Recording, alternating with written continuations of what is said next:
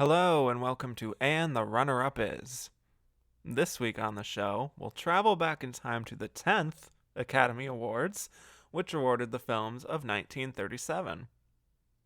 Leo McCarey arrived with a screwball comedy starring Cary Grant and Irene Dunne called The Awful Truth, which went on to box office and critical success. The film went on to earn 6 Oscar nominations, ultimately winning Best Director for McCarey. But it was the more serious-minded The Life of Emile Zola that won Best Picture in the end. So why did The Awful Truth come up short? We'll explore all this and more as we discuss how the Oscar almost went to The Awful Truth.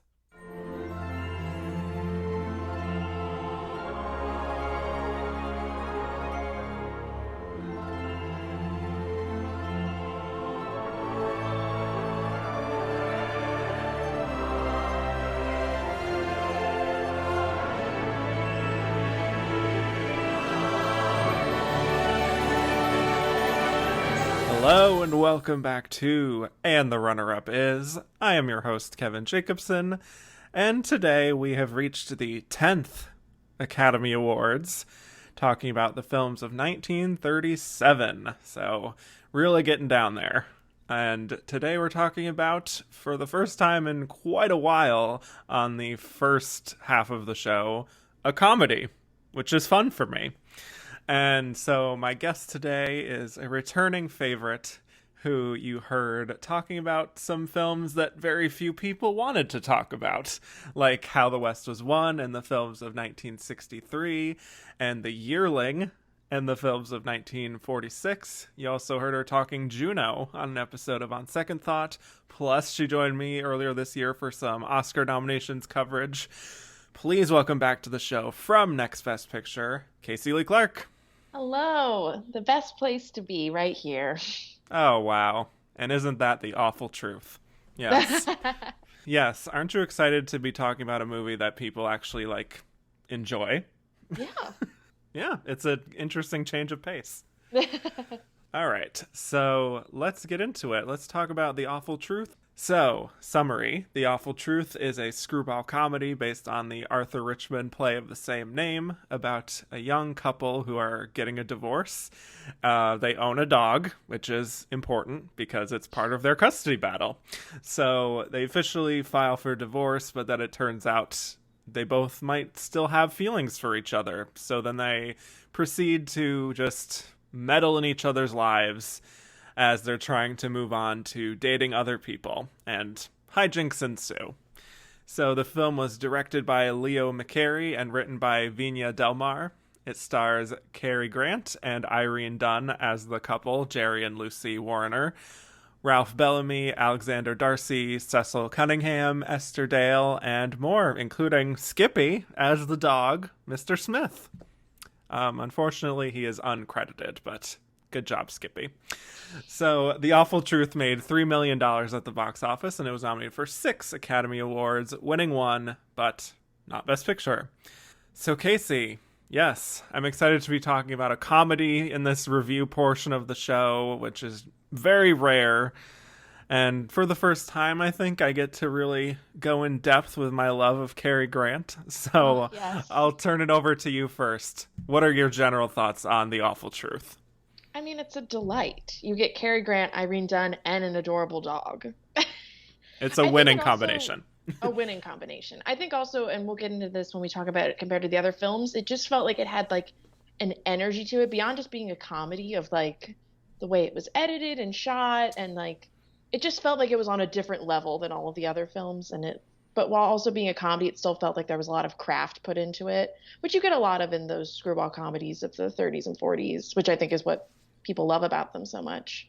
But I think it was also interesting and refreshing to see a divorce comedy, because I feel like a lot of romances and just things like that in general of these era of films, they feel very upper, just very uppity and proper, and so it felt nice to see oh, they both might be lying and doing all these things, and it felt kind of not risque because they kept it a little, arm's length, but it still felt entertaining and a little bit different from other things I've seen from this era. And yeah, the two lead performances are great, and it was just a blast. Yeah. It's also 90 So minutes, so win-win. a brisk 90 minutes, yes. And so it should come as no surprise, as someone who's talked about some screwball comedies starring Cary Grant over the past few episodes of this show, that I love The Awful Truth, and I think it's close to a masterpiece of comedy. And I was doing research on the production of the film before this, and it was not shocking to learn that much of it was improvised, Yeah, because which I feel like you don't get a lot of in especially the studio system. Yes, and he caught a lot of heat from the producers for it.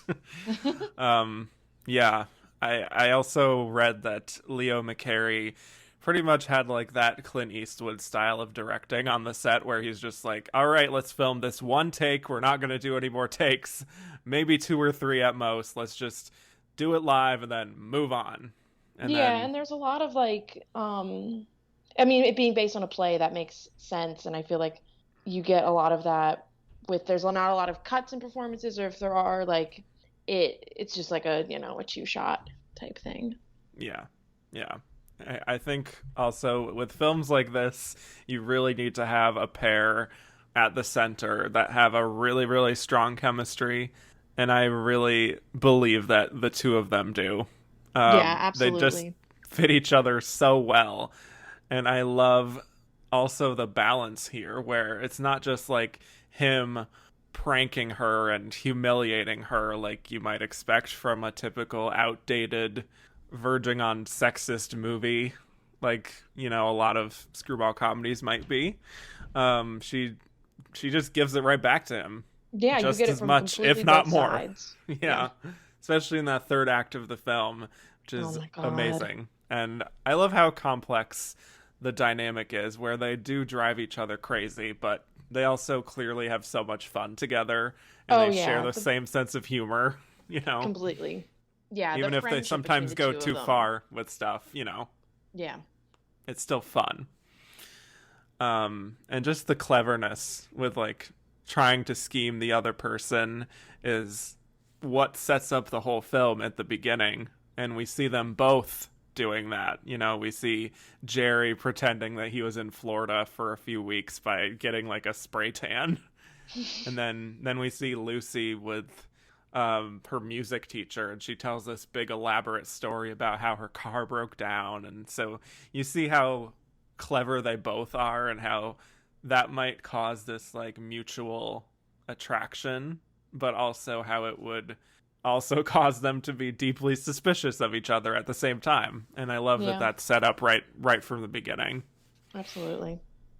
And I don't know about you, but I don't particularly root for like one over the other. For me, it's just about like watching these two having fun with each other. Yeah, I think deep down I want them both to end up back together. So I think that the Yes. rooting is just like I want, in a way, I'm rooting for both of them because I'm like, you'll both figure it out. Yeah. Yeah. And it feels almost progressive in a way, I guess, in terms of how equally you want the two of them to succeed in like swindling the other person, but then also getting together again. It's a really Mhm. fascinating dynamic. Do you want to talk a little more about just what makes these performances so great with Cary Grant and Irene Dunn? Well, I think it's both of them having to play the mindset of yeah, I moved on and I want, to have my own life, but I'm deep down still in love with this other person. And like it never there's a complex emotions with both of them where it never comes off as just pure jealousy. It feels a lot Right. more layered than that. That Yeah. like they both want to have the upper hand, but they also want what's best for them. It Yeah. always it I feel like they're both always playing it multiple ways rather than it just being these like stock characters. Hmm. Plus, they're Yeah. both so charming, and Beautiful. yeah, Yeah. Yeah. I love just whenever they're playing off of each other, and just the little looks on their faces whenever they're really having a lot of fun. Like there's the scene in the nightclub that I love, where oh yeah, Jerry has his new wife, or not new wife, new date, excuse me. um Dixie Belle, I believe her name is. and she's just performing this wild number, and you can see how embarrassed he is without even like saying a word. And then when Lucy and Dan, who's her new beau, when they're dancing and he's just like so into it and she's barely keeping up with him, and just the look on Cary Grant's face is priceless. You can always tell in every scene like the history between these two people and like the looks that they can give each other of that how well they know each other, of like he knows that she doesn't like to dance. Like it's just it fits perfectly. And I have to say, as dumb as it is, I cannot resist a good pratfall. Oh yeah, and they're great. Cary Grant is so great at those because, you know, it's like he's talking such a big game and there's like a swagger to him, you know, so that when he literally falls on his face, it's always beautiful. It always That works fall for with me. him in the chair at the recital Yes. and how just extreme it is. So funny. Yes.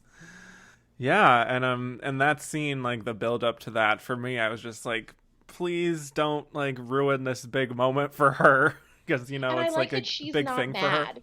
Yeah, She's like has exactly. like she has that little laugh at the end, and she kind of has a bit of a smile of she's both happy that he's there, happy to be right, and then it's Mm-hmm. just like, oh, he's making a fool of himself. This is funny. Yeah, Like they could have easily had her be like this, like how dare you ruin this moment for me or anything like that, and they make it like it makes more sense. It feels more natural. They never make yeah, the film too like over dramatic, which I appreciate. yeah. Or just like mean spirited, I guess, Yeah. is where I think they could verge into if it gets too extreme.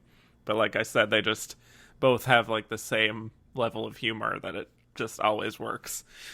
And Cary Grant does not get an Oscar nomination for this, which is rude.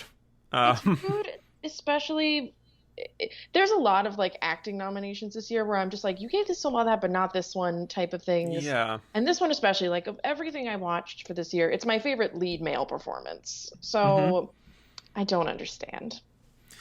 He's too good looking. He was too kind of new at the time, Yeah, this was like relatively speaking.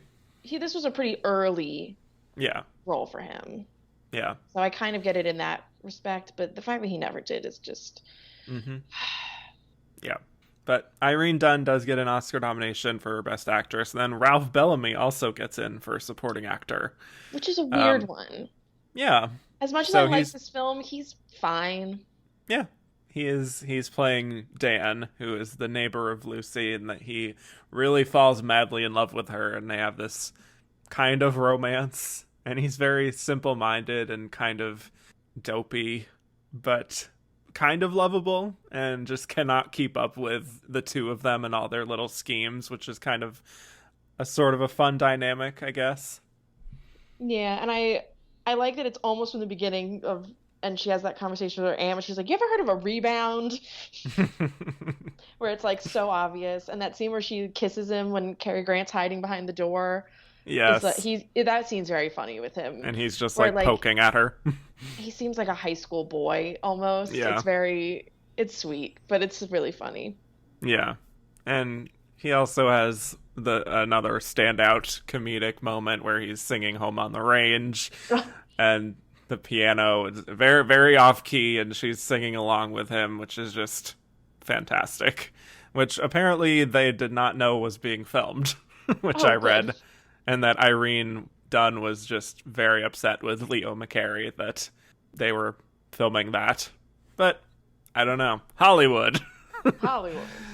Yeah, that's one thing reading about, extensively reading about the production, which is all detailed, excessively detailed on Wikipedia, if you were even Yeah. to look at it. But it was a bit of a fraught production at the beginning.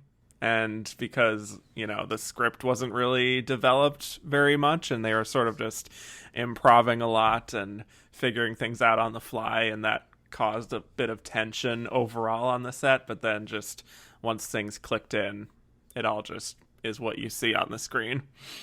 Yeah. Any other performances here? Skippy? Yeah, Skippy, Mr. Smith, new favorite movie dog. Yes.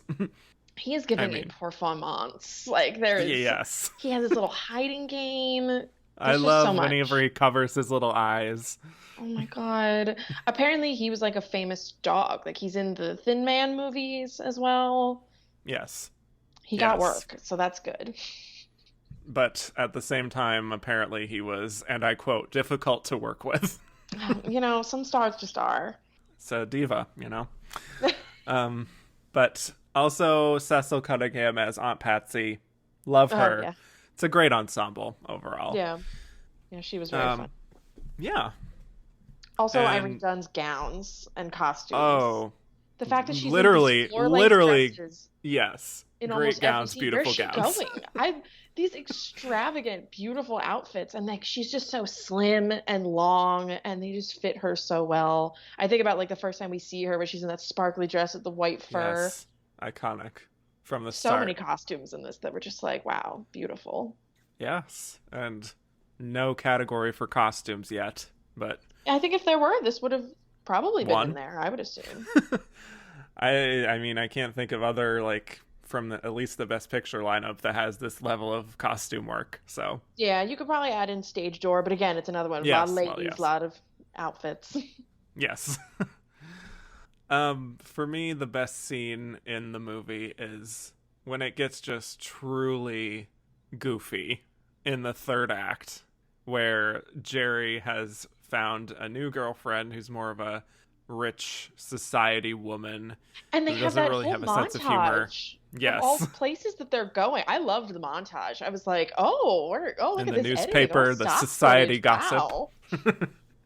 Yes, very well edited. But he goes to her mansion for an evening with their very snobby parents, and then here comes Lucy, unannounced, pretending to be Jerry's sister, who is just bawdy and improper and just a mess, and I'm fully obsessed with Irene Dunn in that moment. Oh my God. And that outfit that she's wearing, having watched Stella Dallas, which we'll get to, Yes. that moment in like the mansion and her clothes reminded me a lot of that film. That's taking it a lot more funny, but yeah, and then everything she's saying, and the handkerchief and the ginger ale, she just was on top of it. And I was like, okay, Yes. I'm fully on board for her. If I wasn't before, that completely won me over as a fan. Yes. Just truly going out of her way to be the most extra person possible. Just like completely off-putting. Her dancing to that music and her just like pretending to be drunk. Just phenomenal physical comedy. I thought even more so was her on the cops' motorcycles. Yes. When she just like figures out that she can sit on the horn and she can't stop laughing. It was great. And all the parts of the car too, but Mm-hmm. Yeah, that, like I said, everything from her entering and then everything really to the end is phenomenal stuff. I will just say, though, I did make a note of this in terms of, like, characterization. I don't know how you feel about this, but do you feel that it maybe gets a little too broad compared to, like, how Lucy has conducted herself through the first 2/3 or so of the film? Like, she really doesn't seem that silly and goofy really leading up to that point, and then just for the rest of the film she's just like totally uninhibited and kind of just wild and unpredictable. I mean, what do you think of that? I can kind of agree with that. I think it kind of surprises me that I guess she's trying to maintain that he thinks she's drunk. Yeah. And so which I was almost kind of surprised that the second they did in the car, she like stopped the act. Like, I think she was real. The thing is, I wish there would have been at least one more scene before that. And I get that we have the part where she decides she's going to write Dan the letter and she admits to her aunt that she's still in love with him. But I wish there was one more scene or moment of her trying to sabotage him the way that there's so many of him doing it to her, just to have it be more even, to make it kind of felt like at the last minute she decided, no, I almost lost my chance, which I guess is true. I think it would have been a little more sense to have it be slightly more even there, but it didn't bother me when watching it, if that makes any sense. Yeah, that was something that I just felt like after the fact, like that really just like she went from like 0 to 100 so fast. Yeah, that is true. But yeah, But at the same time, maybe you could say that it works if you consider just at that point she has broken it off with Dan and she's just like totally free and like, you know, this is your last night before the divorce with Jerry, so she just wants to go all out. I wish we would have seen them kiss at the end, not to spoil for everyone. Yes. They leave it a little ambiguous. They have that weird cuckoo clock with the people in it. Can we talk about this? Oh, okay. Was that them? Was that supposed to be them? Did they act in that? I guess, maybe, I don't know. It is but I was highly disturbed. Terrifying looking. And I get that at the end that, oh, he goes into her thing and that's like signifying like, oh, he's going to sleep in her bed and that's it. You could have done that with a normal cuckoo clock. You could have made one. They did not need to be real people that looked... I'm trying to figure out the purpose of that. What was the reason? Yes, what was the reason? Just to explain further for people who might not have seen it, because I feel like we're talking in like vague terms here, but... Oh yeah, sorry. So when they get to the cabin at the end, and there is this cuckoo clock that whenever like the hour comes, there's a man and a woman dressed up in these elaborate costumes coming out of the clock, little miniature people who just like do a little dance and go back into the clock. And then once things develop with the relationship between Cary Grant and Irene Dunne, as they do at the very end, the miniature man walks into the woman's hole. I can't think of a better way to describe that. And closes the clock. Yes, doorway. Thank you. Wow.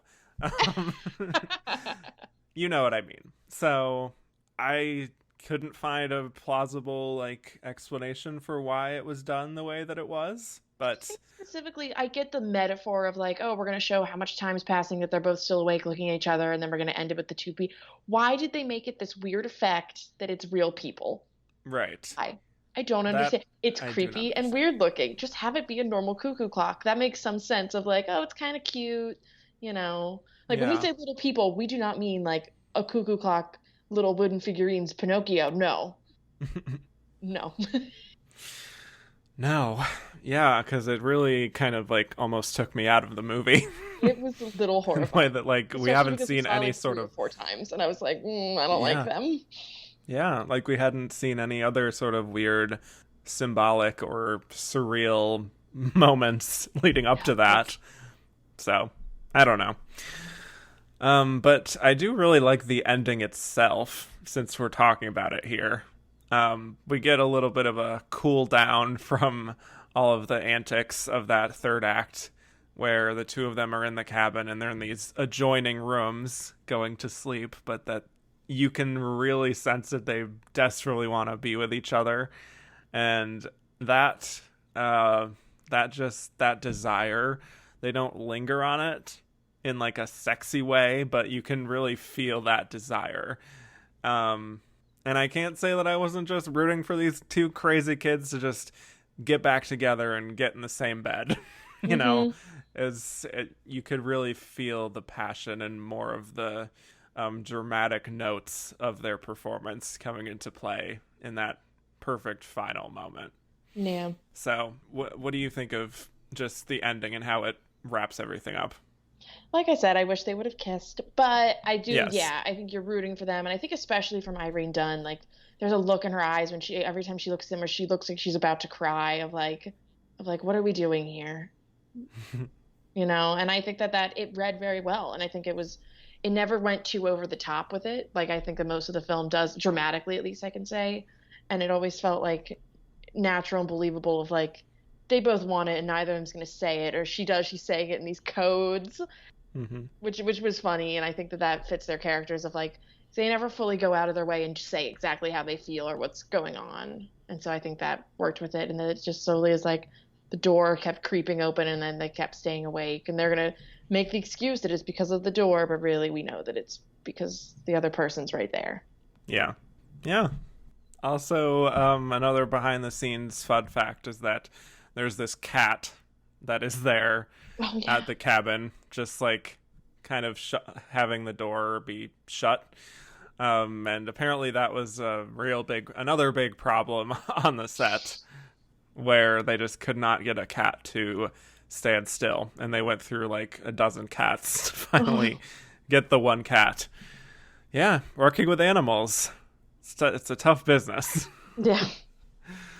Yeah, but I think on the whole, this is a movie that just works from every angle, from the casting to just how improvised it feels, and how you just, even though these two people are doing some not so savory things to each other and just trying to like screw up each other's lives, you really do end up rooting for them, and that's because of the two of their charisma is just palpable. I think it just feels so equal and progressive in that way.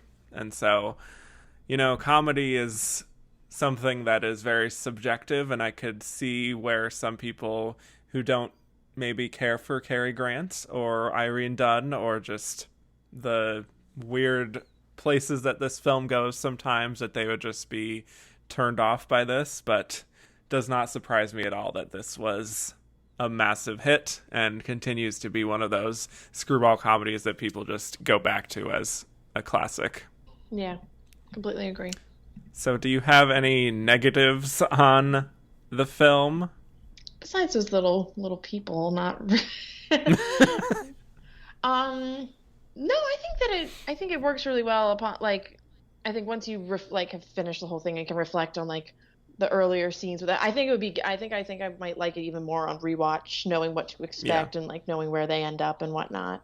Yeah, I agree. It feels like a very rewatchable film, not only for all of the amazing gags and like the individual scenes that stand out so much in my mind. Just thinking about them, I can just picture it so vividly in my mind, which is a sign of a good, well choreographed film. But just, the journey that they chart throughout, and knowing that she will just give it right back to him in that third act would probably make it even more satisfying on a rewatch. Yeah. So there you go.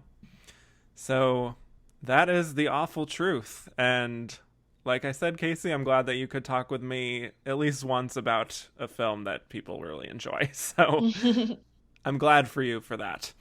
Thank you. Yes. So when we come back, we will be talking about the Oscars of 1937, and we will discuss why The Awful Truth was the runner-up to The Life of Emile Zola, a very different kind of movie.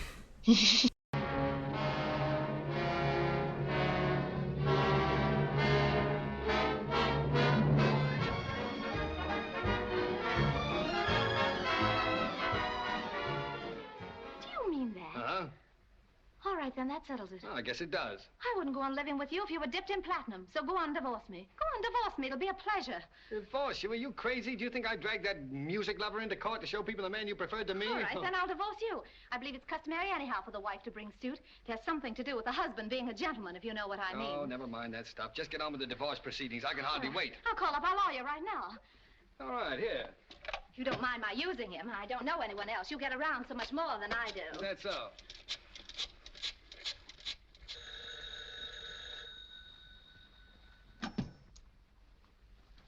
Hello?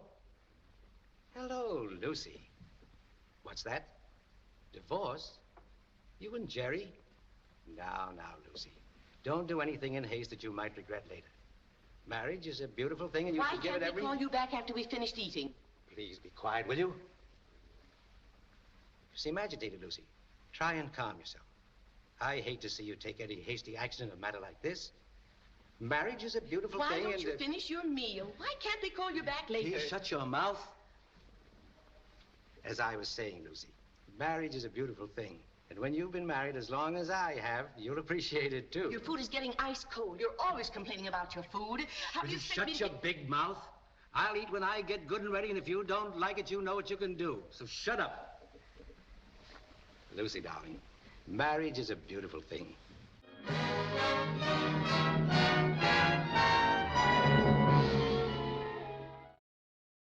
And we're back. So now we'll be talking about the Oscars of 1937. And so The Awful Truth was nominated for 6 Academy Awards, including Best Picture, Best Director for Leo McCarey, Best Actress for Irene Dunne, Best Supporting Actor for Ralph Bellamy, Best Adapted Screenplay, and Best Film Editing. And it won 1 Oscar, and it was a big one. It was Best Director for Leo McCarey.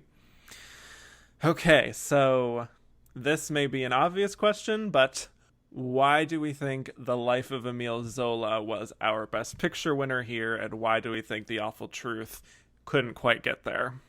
I mean, yeah, it's like you said, it seems obvious of the grand historical epic is in quotes, really, but Yeah. in comparison to the screwball rom-com, it kind of makes sense why this one, and especially comparing it to all the other Best Picture nominees, it makes sense that this one felt the most important. With a I capital guess I. you could say. Yeah. And it felt like one that people could get behind, of the true story and, all these elements of the writing world and a trial and the military. People could get behind that, whereas if the comedy didn't make them laugh, it didn't make them laugh. That's, Yes. there's only so much you can do there. Yes. Right. This is a tale as old as time with the Oscars. A biopic about a great man winning Best Picture. It's a film that just has everything that the Academy tends to like. Number 1, it's about men. So, Number 2, he's this, radical thinker and doing good in the world. Number 3, there's this social relevance to it because the film is about Emile Zola, this French writer who finds out about the Dreyfus Act, which was when the French decided to frame a Jewish officer for treason. There's a big trial at the end. They love trials. They love speeches. Yes. It's talking about grand ideas about, ethics and morals. Everything is here. The formula is so that, a film like this can win Best Picture. So, not a surprise to me in the slightest from this lineup that really doesn't even have a film in my mind with that level of importance to it. Having said that, I do think that the film itself is a slog. It's boring, yes. I think also for me, I'm not that smart. So anything that they were talking about in regards to the Dreyfus Act and what he did, or what they're accusing him of, movies like this about military terminology and the government and all of these, I'm always just I don't know what the fuck they're talking about. I don't know. That being said, also, Emile Zola is the least interesting character in this. Yeah. At least sympathetically, also, once they get to Dreyfus and his family, I'm so sympathetic of this cause that I don't care about him. And so it makes everything before that, I'm I do not care, fully do not care. And also, I don't think, even though the movie's a slog, I don't think it's long enough. And what I mean by that is it's paced so strangely. He's poor for 5 minutes. Yes. And we're supposed to suddenly be rooting for him to have these triumphant books where I'm I barely know anything about him and him in this attic with his painter boyfriend. Yes. Yes. And then, it just gets wrapped up so quickly. And I get that some of it, that's life, but it felt like it needed to be paced a lot better. And then, I cared way more about Dreyfus and that entire issue than I ever did about Emile Zola and his life and anything that he had to say about this. I think that it feels weird to frame the film from that perspective. Yes. I completely agree. I look at this movie and I'm why are we not having Alfred Dreyfus as the main character here? Because he has the more interesting story. I completely agree with you that the framing of this is so off. And I can't with this one. This is one of my least favorite Best Picture winners, I should say. Yeah, same. All that being said, I think there could be a better movie out of this. Yes. On paper, I think so, yes. I think with a modern lens, not that I think people care. I don't see a remake of this happening too soon. Yes, I know that Roman Polanski made a Dreyfus movie That's what I was very gonna say. Yes. recently. Yes. Oof. Mm-hmm. I think that with like properly understanding storytelling now and film pacing and structure, I think we could make something better out of this Mm-hmm. idea of framing this trial from the point of view of this writer and maybe give him more background and context and make you sympathize with him more as well as Dreyfus because you just don't I don't care about him. I don't get enough background to Yeah. care. I agree. I think there are just limitations with the film coming out in 1937. That just like on a fundamental level, like the producer Jack Warner insisted that all of the anti-Semitic reasoning behind why they did what they did was completely removed from the film. So that changes a lot. Like that's Yeah, taking I out a think huge chunk of a lot of this story. yeah. So yeah, just looking at it, I mean, like I do think doing this 83 years later in a different sort of way would definitely benefit this story. Absolutely. Also, the poster for this movie is false advertising. At no point in the film does Paul Mooney look like that. I think it's just a headshot of him that they just slapped on the Also, I poster think and even called just it a day. calling it The Life of Emile Zola. Like, it's not. How No. old is he when we meet him? Right. I don't feel like he's that young. They don't make No. him look that young. I It's also, a very limited time frame, yeah. yeah. And based on this and another film we'll talk about, I don't think I like Paul Mooney. This I like Wow. him a bit more in than another film we'll talk about, but Sure. Yes. I don't think I care for him as a He's screen very presence. yeah. He's a lot. He's a lot to deal with. I think it's also, and I get that it's an American film. There's no, it takes me out so much that I'm like, this is supposed to be the French army. Mm-hmm. I'm like, that's Grandpa from Meet Me in St. Louis. He's not a general in France. Oh. But like the way they speak, I'm like, and I get that like, I don't want them to have these like absurd French accents, but I'm just like, this is a school play. I'm not. This is no. Yeah. So, not really a fan of the film, but completely understandable why it wins here. As far as the awful truth, comedies like this have literally never won, unless you count something like It Happened One Night. But Yeah, I was gonna say. otherwise, nothing this just like absurd and screwball-y has ever really won Best Picture. So, Yeah. it's just not. I feel like the Academy is always, and they still feel this way, looking at Best Picture as prestige, distinguished. What does this mean if we award it Best Picture? What does it say about society and our morals and all of that? And that none of that applies to The Awful Truth. As well directed as it may be, as they did give him that Best Director prize, which I think is a little bit surprising, all things considered. But that's actually a good question, though, is like why Leo McCarey wins that instead of William D. Turrell for The Life of Emile Zola. I mean, I think just watching them, like I said about, and I know that that's editing, so it's a little different, but it felt like it had a more interesting visual style and that they were doing more with the filmmaking as opposed to, I think, any of the other films nominated.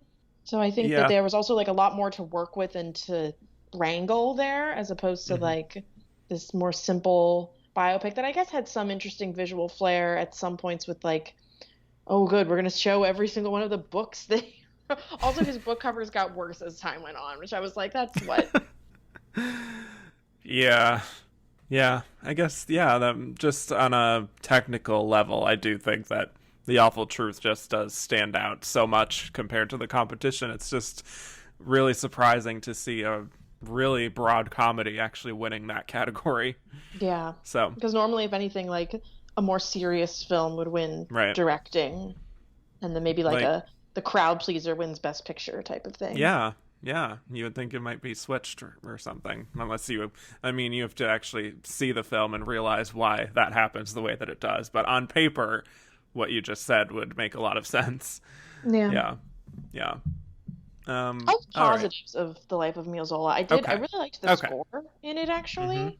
Mm-hmm. It was nice to listen to and whatnot. And I think that both of the actors who played the Dreyfus couple, I liked quite a bit. Yes. I found them both very sympathetic, and I was always intrigued by them whenever they were on screen. And I think that was actually one where, even just in one scene, I felt sympathy and emotion for them, of showing them playing with their kids and being in love and being a great family. Mm-hmm. They do a good job of setting that up. Again, that speaks to why I wanted it to just be about them. You know, like, and Joseph Schildkraut wins Best Supporting Actor playing Alfred Dreyfus. Which makes sense. He seems like, especially of the nominees, of the ones that I saw, he seems like incredibly sympathetic, and it feels like a performance that holds a lot of weight, even if he doesn't get a lot to say at points. Yeah. You feel it in his eyes of like, I didn't do this. I've given my life to this country. What are you doing to me? Yeah. Yeah. I really wanted more from him overall in the film, which is kind of what supporting actor is for in theory. Yeah, but that is true. Again, it is a supporting performance. Yeah. I just wanted more. That's okay. Let's get to some questions from Twitter. All right. Steve K asked us, regarding The Awful Truth, why did you think Cary Grant never made this lineup for his comedic performances when so many actors did? I think maybe he made it look too easy. That's the thing. Yeah. He only ever really played these types of roles. The most he ever got more dramatic was with the Hitchcock films, and those, no matter how close they got, I don't think would have gotten him there. But I think that people took for granted the kind of work that he did, even though it was a lot of times sometimes physical comedy. It's still like, I think they thought of it as less than like they do now. And I think that because he had his shtick, I think they figured that he was maybe playing himself in every movie, which I don't think. But I think that could have been. We should mention that this is really the beginning of that Cary Grant Which shtick. Then makes me surprised that it didn't get a nomination, because it was, it was new. And not to say not what they were expecting, Relatively. But Yeah, I agree. Yeah, I do think, not to be saying this phrase again, but it feels like a little bit of a slap the stud sort of thing. Mm-hmm. That's just he's too good looking, and he makes it look so easy and effortless, and he's so charismatic. What does he need an Oscar nomination for? Yeah. I do think that's a more part of it than people would care to admit. Yes. All right. So Mark Lamb said, isn't Paul Mooney as Zola rather actory with the fussy mannerisms, the beard, makeup? Like Laurence Olivier, he likes his props and makeup. Yeah. I would agree with that, Mark. Yes, he is.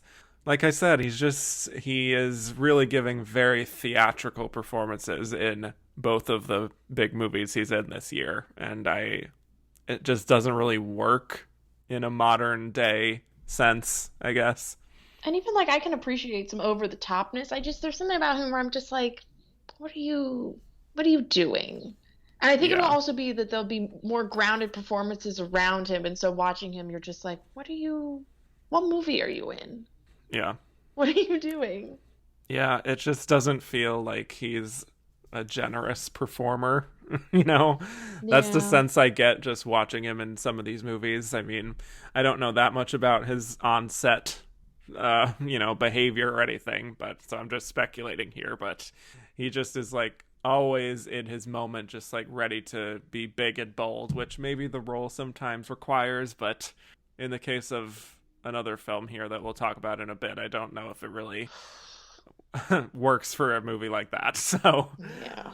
All right.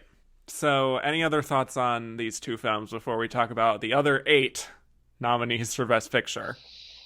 I think I made my points clear. I think anything else I'll save for the final verdict, if you will. Yes. Good call. Yes.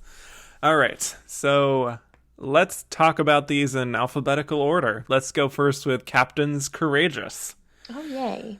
Yes, so this is a bit of a adventure film, sort of geared towards younger set, about this spoiled rich boy who goes overboard on a boat, and then he's rescued by a fisherman who takes him on board his ship, and then he really learns the ropes, and they teach him all about hard work and values and all of that. Very much a coming-of-age story, and Spencer Tracy wins Best Actor for this, his first of 2 in a row. We just talked about Boys Town. This is the film he won for the year before.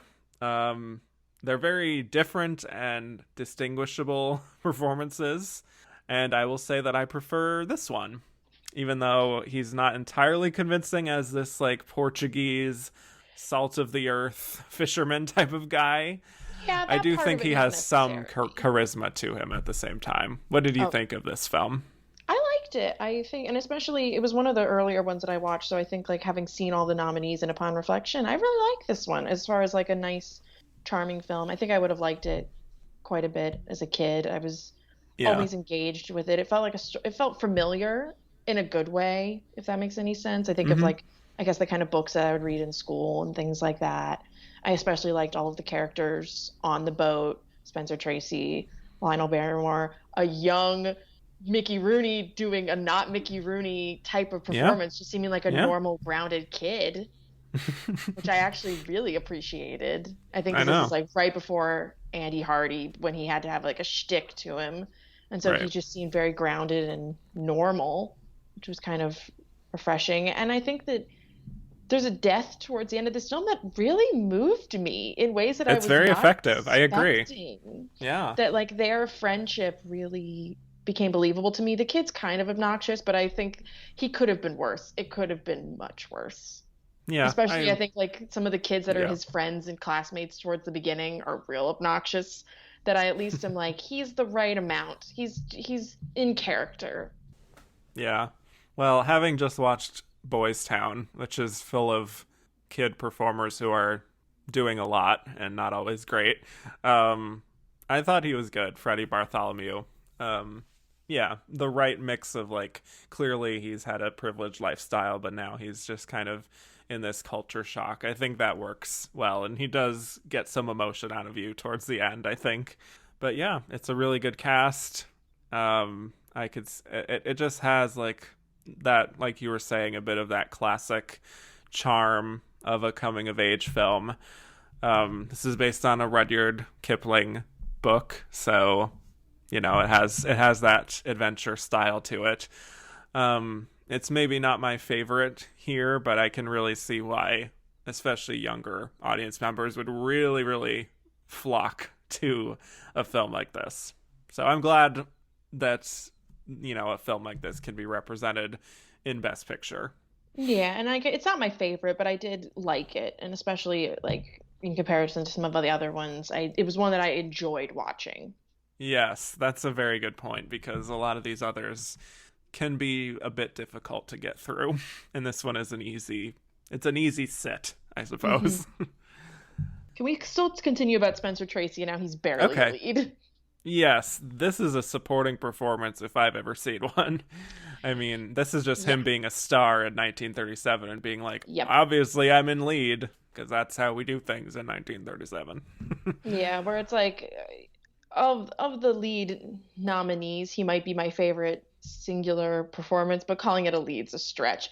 And I actually quite liked Lionel Barrymore in this as well, but there was no way he would have ever been supporting. Exactly. So that's why he's just not nominated at all. But it's a true supporting performance. If Spencer Tracy's like on the line, this one's like true supporting as the captain of the ship. Mm-hmm. Yeah. Yeah, I'm a little bit surprised we didn't get any questions about like if he had been in supporting. First of all, I assume he easily would have won. Oh yeah. But like what would have happened with Best Actor? Like who would have taken that? Maybe perhaps we'll get to it later. I don't know. Paul Mooney, just out of like, you know, he was in 2 big films. He's in the Best Picture winner. Yeah. You know, wouldn't have been my choice. That feels right. unfortunately. All right, so let's go to a very interesting one that I'm excited to hear your thoughts on. Dead End. Oh, yeah. Yeah, William Wyler film. And it's about this neighborhood in New York, and they have a really interesting, sharp divide between the rich and the poor, and these two different classes really frequently bumping up against each other for many reasons.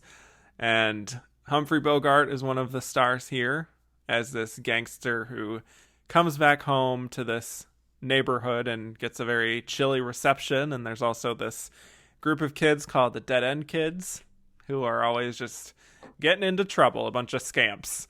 And it's one of those films where all these different characters are like getting all caught up in each other's lives over the course of this one day.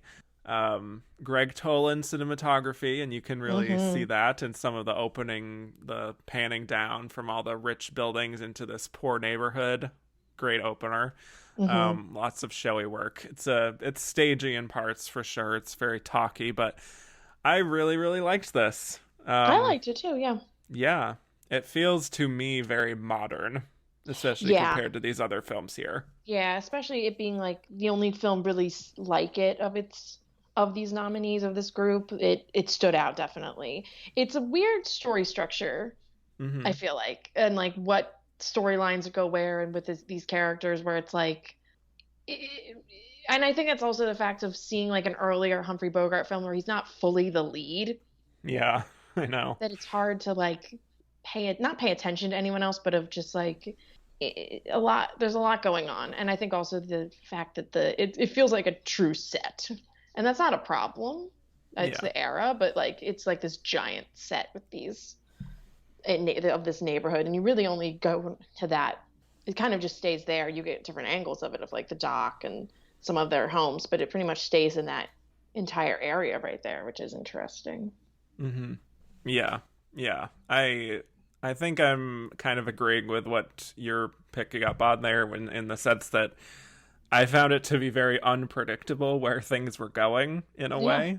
And I didn't know if that was like a good thing or a bad thing, just because of how many different characters we're following and just, like you said, kind of going on these other tangents. So, very lived in characters, I think, all around.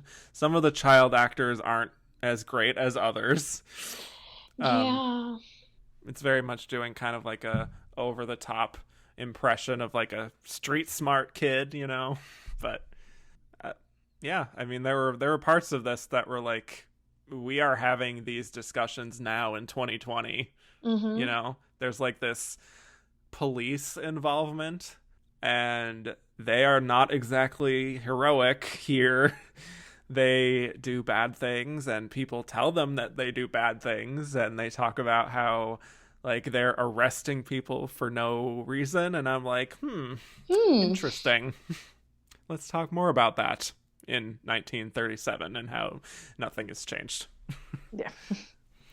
Yeah, but I really think this is one of those films from this lineup that if you were to sit down and watch all of these in a block of time, you would be like, this feels like the one that resonates most and might even have a benefit to being remade at some point, I think. Yeah, and I think some tweaking to how it's done, and I think now obviously you would probably shoot it like on location or something. It could be really, for sure, it could be interesting. I mean, it would probably still be like by now it would be considered a period piece but I think in that era you kind of have to have it with like the former mobster and the street rat kids and right, yeah, and the rich family, and that the way that they like some of this film gets pretty brutal. I was surprised by it, especially these very violent children.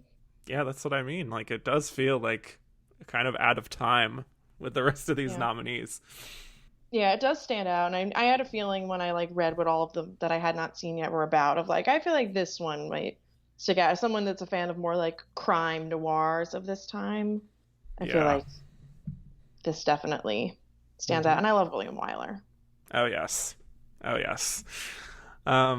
This is from Kevin Clowder, who said, Dead End served as something as a breakout role for Humphrey Bogart. How close do you think he got to a Best Supporting Actor nomination? I don't know how close he got, but I think he was pretty good. I mean, he has that star quality, and I think knowing automatically who he is kind of not takes me out of it, but it like draws me to him more. Yeah, And I maybe think more so than if you were in 1937 and he was just on the rise. Maybe not exactly. as much. Although Yeah. he is very distinct looking, I feel like. Oh, yes. Yes. Hard to miss old Bogey there. Yeah. But, I mean, do we think he would even be in supporting is the question. I feel Because like, he's a pretty significant part of the film. yeah, it's hard to say because he probably, more thinking about it, has about the same amount of screen time and significance as Spencer Tracy does in Captain's Courageous. So it's hard to say. Maybe it's just because I'm so familiar with him that I just like naturally am drawn towards him as like, oh, he's the lead. Yeah. So there you go. Okay, so let's get to The Good Earth. Heavy sigh. Okay. There is a lot to get into here. There's a lot to unpack here. Yeah, let's just set the table. So this takes place in China. It is a film about a Chinese farmer who marries a slave, and it goes through their life and dealing with drought and famine and locusts. But then they become rich. There's another woman that comes along, and things just become complicated from there.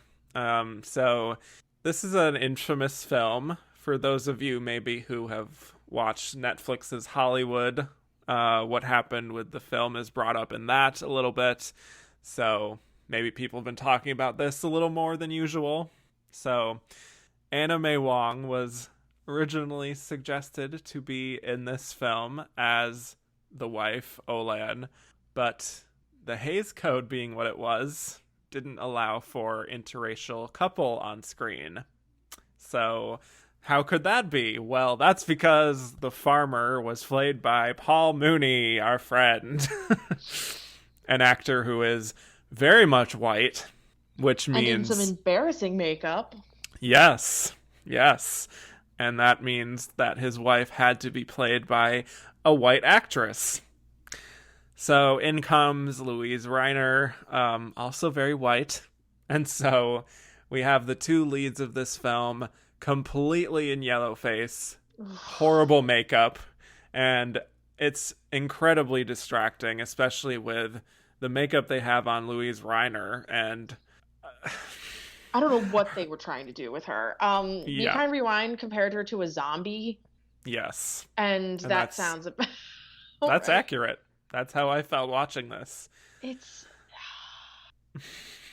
one of those things where I was expecting like, oh, it's just gonna it's gonna be bad because it's racist. And it is. Yeah. It is. But I think it's more than that. I think this movie doesn't like women. And I don't care for really any of the performances. And it was hard not to feel both uncomfortable the entire time, not just for how they looked, but just the way it all just felt icky. It felt icky. And also the fact that there's some like actually Asian extras. Their children are played at least sometimes by Asian actors. And it felt like they were it just felt wrong. It all felt bad. Yeah. I was like, oh no. It's also the longest of all of these, which is not helpful. Yeah, and you can feel the length. Yeah. So Louise Reiner wins Best Actress here, her second in a row.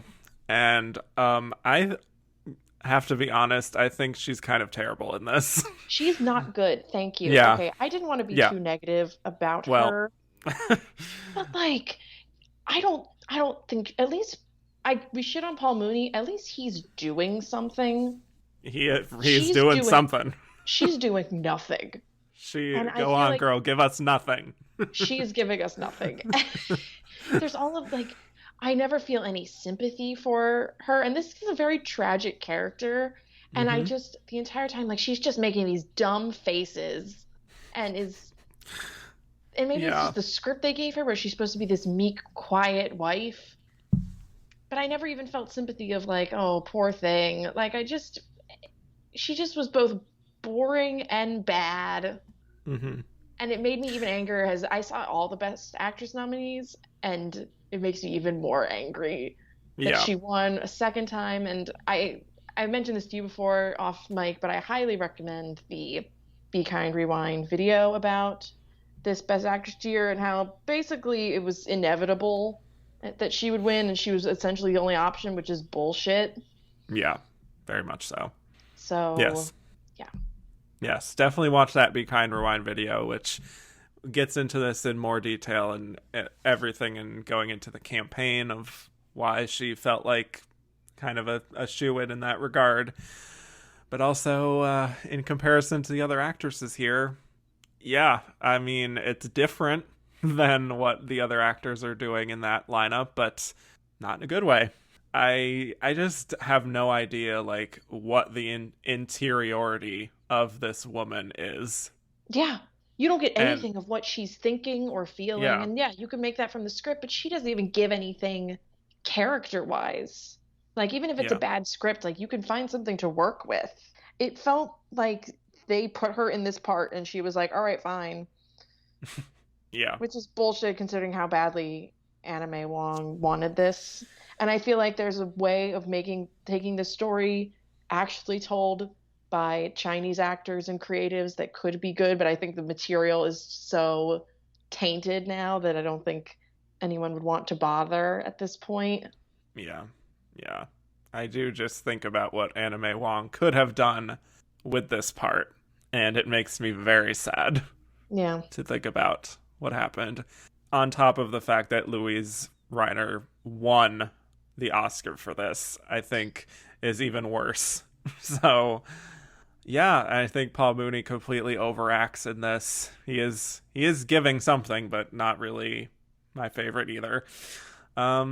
Yeah, I just don't find much redeeming about the film outside of the cinematography, which I think Yeah, the does. cinematography is quite good. Did they shoot it? I don't think they shot it in China, did they? I'm not sure. It's on location somewhere. There's some Yeah. exteriors. It is not always on a set. Right. But even then, yeah, it's well shot, and the score, while being what you would expect, is nice. Yeah. They You shot know. it in Porter Ranch, California. Okay, yeah. So, there you have it. But I do think the cinematography does capture, like, the exteriors well, and some of the disaster moments and, like, the locusts. I think some of that stuff works well, but otherwise, this movie is a misfire and offensive, and when it's not offensive, it's just dull. So, Or not much to upsetting. recommend here. Or Like, just if deeply it- upsetting on a basic And I level. think, Yes. a lot of films at this time, like, it was hard to really truly portray things as realistic. And I think if I saw a realistic portrayal of this movie, of this, like, tired housewife constantly having children and also working and, like, nearly dying and almost getting trampled over, I'm like, this is horrifying Yeah. and upsetting. Mm-hmm. And doesn't really serve much of anything in terms of the story for me. It's just trauma porn at a certain point, and it's It really is. upsetting. Yeah. And then it's like her husband doesn't care about her and treats her terrible the entire movie, and then she dies and he's like, you were good, a good one. And Yes. it's like, what? It's an awful ending. Yeah. I just, like, I understand that is what the arc is, and that you want to leave the audience with some sort of redemption, sort of, for him, but I completely dislike that character, and he feels like he just gets off scot-free at a certain point, and I just can't. It's too much. This is from Brandon Stanwyck, one of my favorite questions we got, our friend Brandon. The Good Earth, big yikes or biggest yikes? Of this year, the biggest yikes. So It's up there. One of the bigger yikes that I've talked about on this show. my boyfriend not makes fun of, but, like, knows that I like older movies, and, like, essentially will make fun of how a lot of older films tend to end up being racist. And as soon as he came home and I was watching this, I was like, I have to watch this. This was not my choice. He's just like, oh. Well, there we have it. He was like, like a second in the door, he was like, oh no. Yeah. Especially the the brother character that's fully should be in a gangster movie instead of being in Yellowface. It's like, what is Lots happening? of choices were made on that set. Yeah. Yeah. All right. Gabriel Guarin said, if they cast Anna May Wong in The Good Earth, how much would that change in the film in general on a fundamental level? Would it even get made? Well, no. It would not have gotten made because of the Hays Code.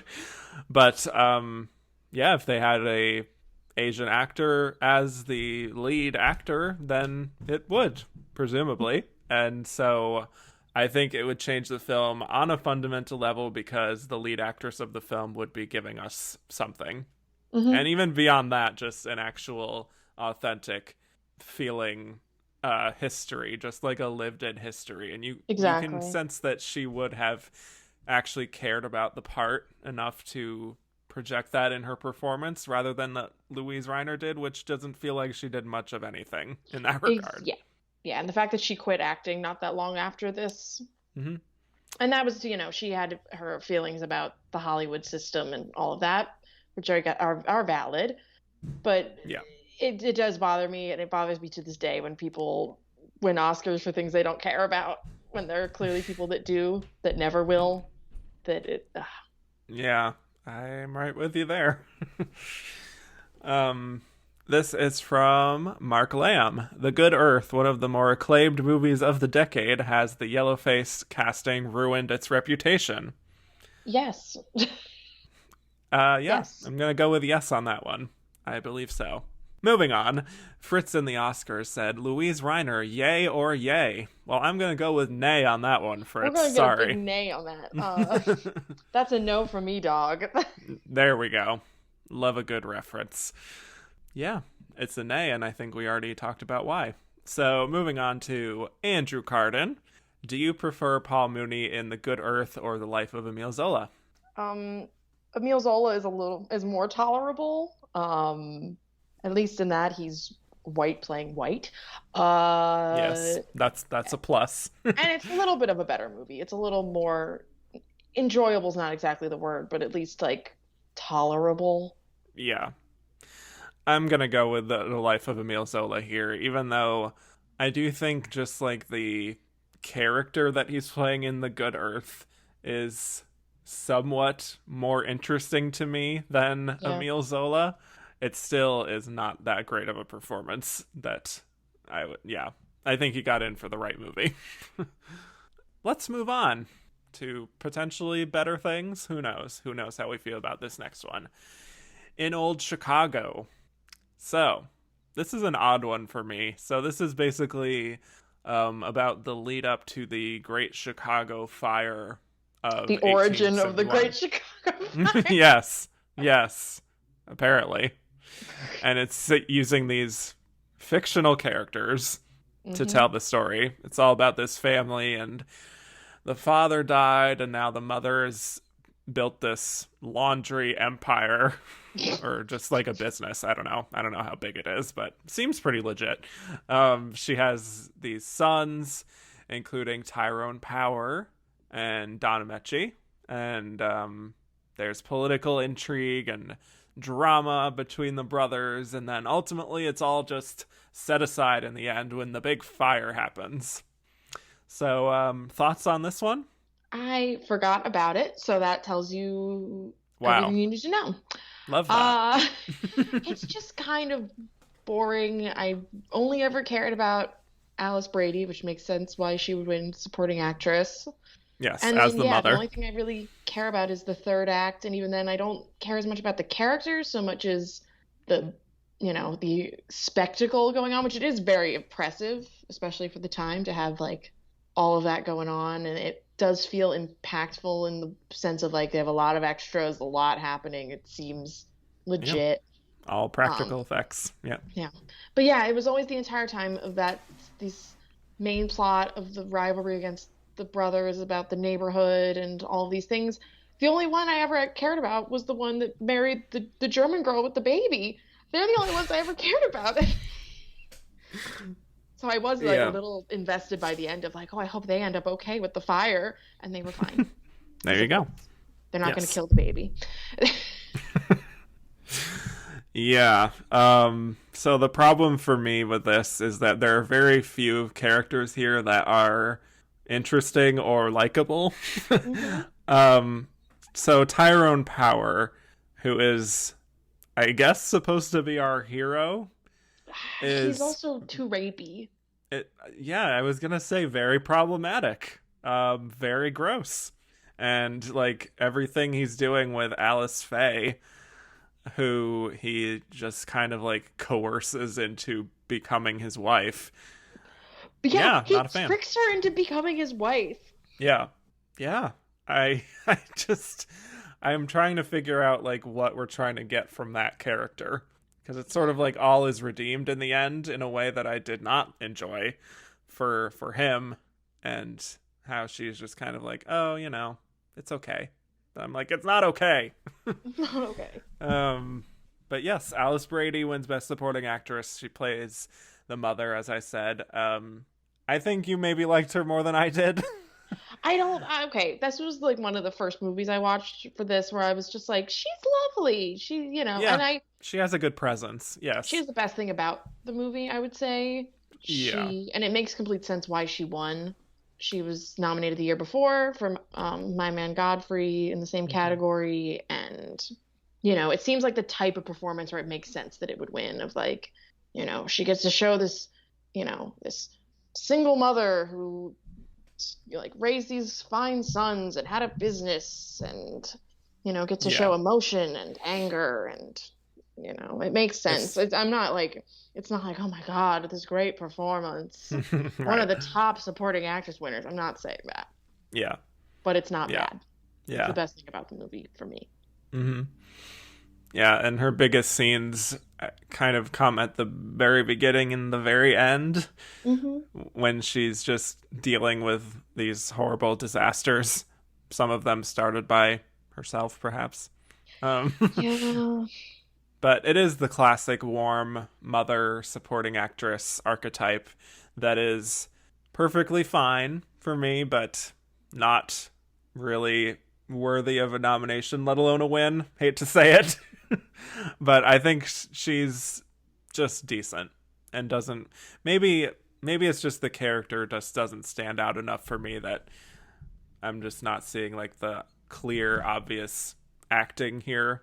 But that's true. That makes sense. I think like of solid. The supporting actress nominees, yeah, I would probably... Good. Side note, when we talked about Dead End, we never talked about how Claire Trevor got a nomination for not even a scene. Because I forgot about that. Yeah. That was wild to me. I would agree. Nominees. Yeah. I was waiting for her to come back, and she never did. I was like, what? Yeah. I was like, is that Claire Trevor? Because I just wanted to like be sure that, yes, okay, that's her, and she was in... Okay, that's... All right. Yeah, this category is not the greatest, and so I definitely see why Alice Brady could easily win over this competition. Yeah. All right, so Jackson DeStefano asks us, In Old Chicago is one of the worst Best Picture nominees of all time. How did you make it through? I wouldn't go that far. It's not that bad. I sat through 1963. This is not that bad. Yeah, you've been through worse than this, right? I've been through worse than this. It was not that bad. Yeah.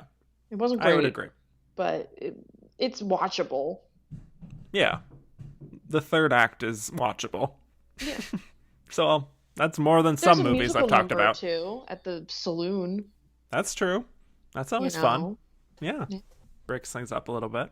Yeah. Well, Brandon Stanwyck is back asking us, how sinfully hot is bisexual icon Tyrone Power in Old Chicago?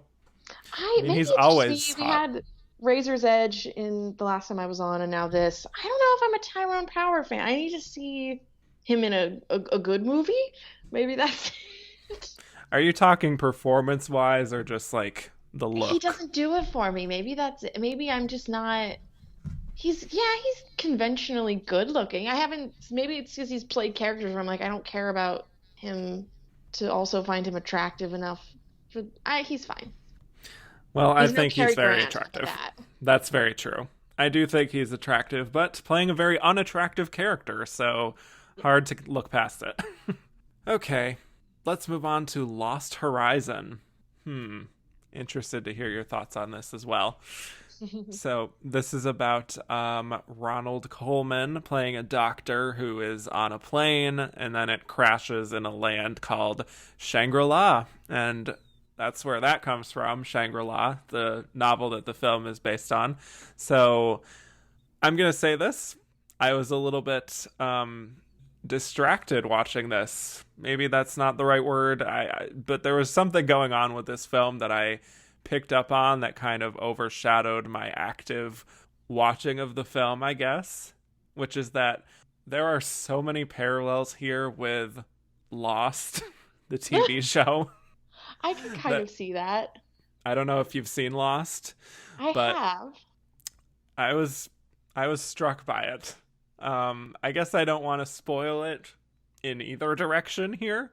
That's in terms true. of the film or the show, but I will say that I hadn't read the novel or seen this film before watching Lost. And like having the realization that sort of the general arc of the 6 seasons of Lost is very similar to Lost Horizon in some respects, was kind of wild to me. So that's all I'm going to say on that. But in terms of the film, there is some of the classic Hollywood exoticism going on when it comes to just like depicting this Eastern land. Some stereotypes. I do think there's some yellow face here as well. So that's rough. Yeah, not as bad. I was expecting this to get much more offensive, and it could have been worse, is what I'm saying. This is true. But Ronald Colman, I think, is great as always. The cinematography. This was my introduction to him, and I'm a big fan now. You should watch more of his work. I definitely should. I was like, hello. Beyond just like an attractive level, I liked his screen presence. I like his voice.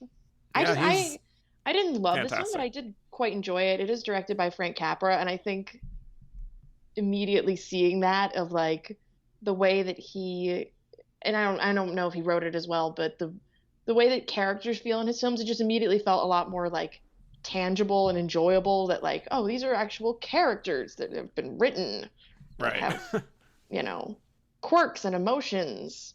I'm thinking of like the side plot with Thomas Mitchell and the other guy where they're clearly like the comic relief, and everything with them I enjoyed quite a bit. Yes, exactly. I think it's very well put together. I think it's a story that is maybe sometimes more interested in the concept of it all, which is quite entertaining, I think, and engaging. It's about this land with magical powers, but it's never really outwardly explained what's exactly happening, which I enjoy, some ambiguity there. But I do think at times it does sacrifice some of the character work. I certainly enjoy just the mysterious atmosphere of the film, I guess. Mm-hmm. And I will also just say that some of the footage from the original film is gone. Yeah. And it's replaced by these still images, kind of like the Star is Born 1954 version. Yeah. Not as many as that one, but yeah. Right. So that's a bit distracting at times, but I don't know. I think I enjoyed this more than I thought I would. Me too. Yeah. Yeah, and I really liked the production design a lot as well. I think there was a lot of, it felt very grand, and it was supposed to, plus you have the stuff with the plane. Anything with old planes in movies and how like fancy they are, if that makes any sense, the weird seating of it. I'm always fascinated by that. Yes. Yeah, a lot of great set pieces overall. Yeah, I think it generally works as a film. I sort of think that it could again be one of these films that could be remade into something really interesting. Mm-hmm. But maybe that's what Lost is. I also find Brigadoon to be kind of similar to it, of like the land lost to time or whatever. Right. Same with like there's the one town in Big Fish Which Yeah. maybe So all of it all stems from the novel that this is based on, of that. Yeah, I could see that. Yeah. Yeah. Well, we got another question from Brandon Stanwyck. He's on fire for this one. All right. So, do you suspect that Dead End would have triumphed in art direction had it not been for the monumental Lost Horizon? Probably. I mean, Let's look at the nominees, shall we? yes. Oh, God, there's like 15. Oh, is it one of those? Yes, it's like anything that had production design gets a All right, nomination. I'm just quickly scanning. The only other Best Picture nominee was Emile Zola. Yeah, I think Dead End has a little more interesting stuff going on than that one. Agreed. So, Yes. all the other ones fully don't exist. Yes. Don't know a single one of them. Well, let's get to 100 Men and a Girl. The only one I is the did one not see. Right. That you did not see, and all things considered, that's perfectly fine. Because as far as I'm concerned, I saw this, but I'm sort of questioning, did I actually see it? Because I sort of am like, I watched the film and then I went about my day and I forgot that I had watched the film later that day. Yeah, so I'm a bit baffled as to how this was nominated for Best Picture. It's fine, but really not anything to write home about whatsoever. Also, this title is a bit off-putting just on first glance, just saying. Yeah, what's this film about, if you don't mind?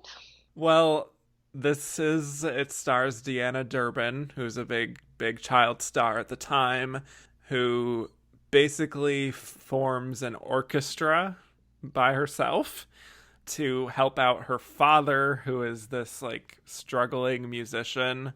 And it's just a lot of like cute hijinks with her being very plucky and like organizing this orchestra together and like getting them booked and stuff, and that's what it's about. That is the film, and it is less than 90 minutes. Oh, good. I think it's like 84 minutes. So, yeah, the plot is just wafer thin. Like, very little to really even care about. Also, your mileage may vary when it comes to Deanna Durbin because she is extremely precocious. Oh. In that very classic child star way. So, if you don't like her, this is just going to be excruciating for you. But one of the main selling points of the film, from what I understand, is that she both acted and sang all of her parts, and her voice is very strong. So I'll give her that. Acting-wise, she is, again, giving it her all, but I can definitely take it or leave it, to be honest. I should have done a little more research as to actually how this managed to sneak into Best Picture here. I guess it's just the charm factor of just this like plucky, like underdog type of story that's like perfectly likable, and like you can't find a lot quote unquote wrong with it. So it just is like, oh, that was cute, I'll vote for that. And then it just gets in by accident. Who knows? That's it. That's all I got. Does that interest you? Do you want to go out and see 100 Men and a Girl now? I guess if I ever see it on the TCM schedule, might pop Give it a in shot. for some music. Like I said, it's very short. So, yeah. Callum Reed asks us, did Deanna Durbin deserve a Best Actress nomination for 100 Men and a Girl? No.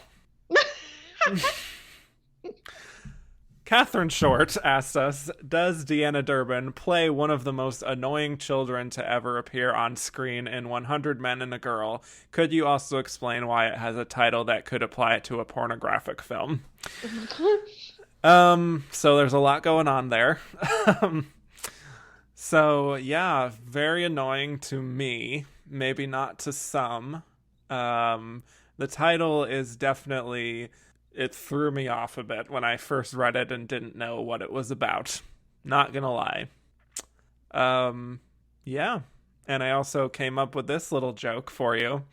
You could say 100 Men and a Girl is pretty much the Best Director category at the Oscars. Oh. So, there you have it. That's all I have on 100 Men and a Girl. I'm tapped out. Let's move on. All right. Stage door. Yes. So, okay, Katharine Hepburn, Ginger Rogers, mostly female cast. I'm all about it. Right off the bat, you know. So it takes place at a boarding house in New York City where a bunch of women are staying and hoping to get their big break on Broadway. And Katharine Hepburn is the new girl. She's a bit hoity-toity, but she eventually manages to really acclimate into this group. Ginger Rogers is this really fun, like, cynical character. I love seeing a super early role for Lucille Ball here. Yes, so young. Yes, but I don't know about you, but I feel like you could see her star potential here. Yeah.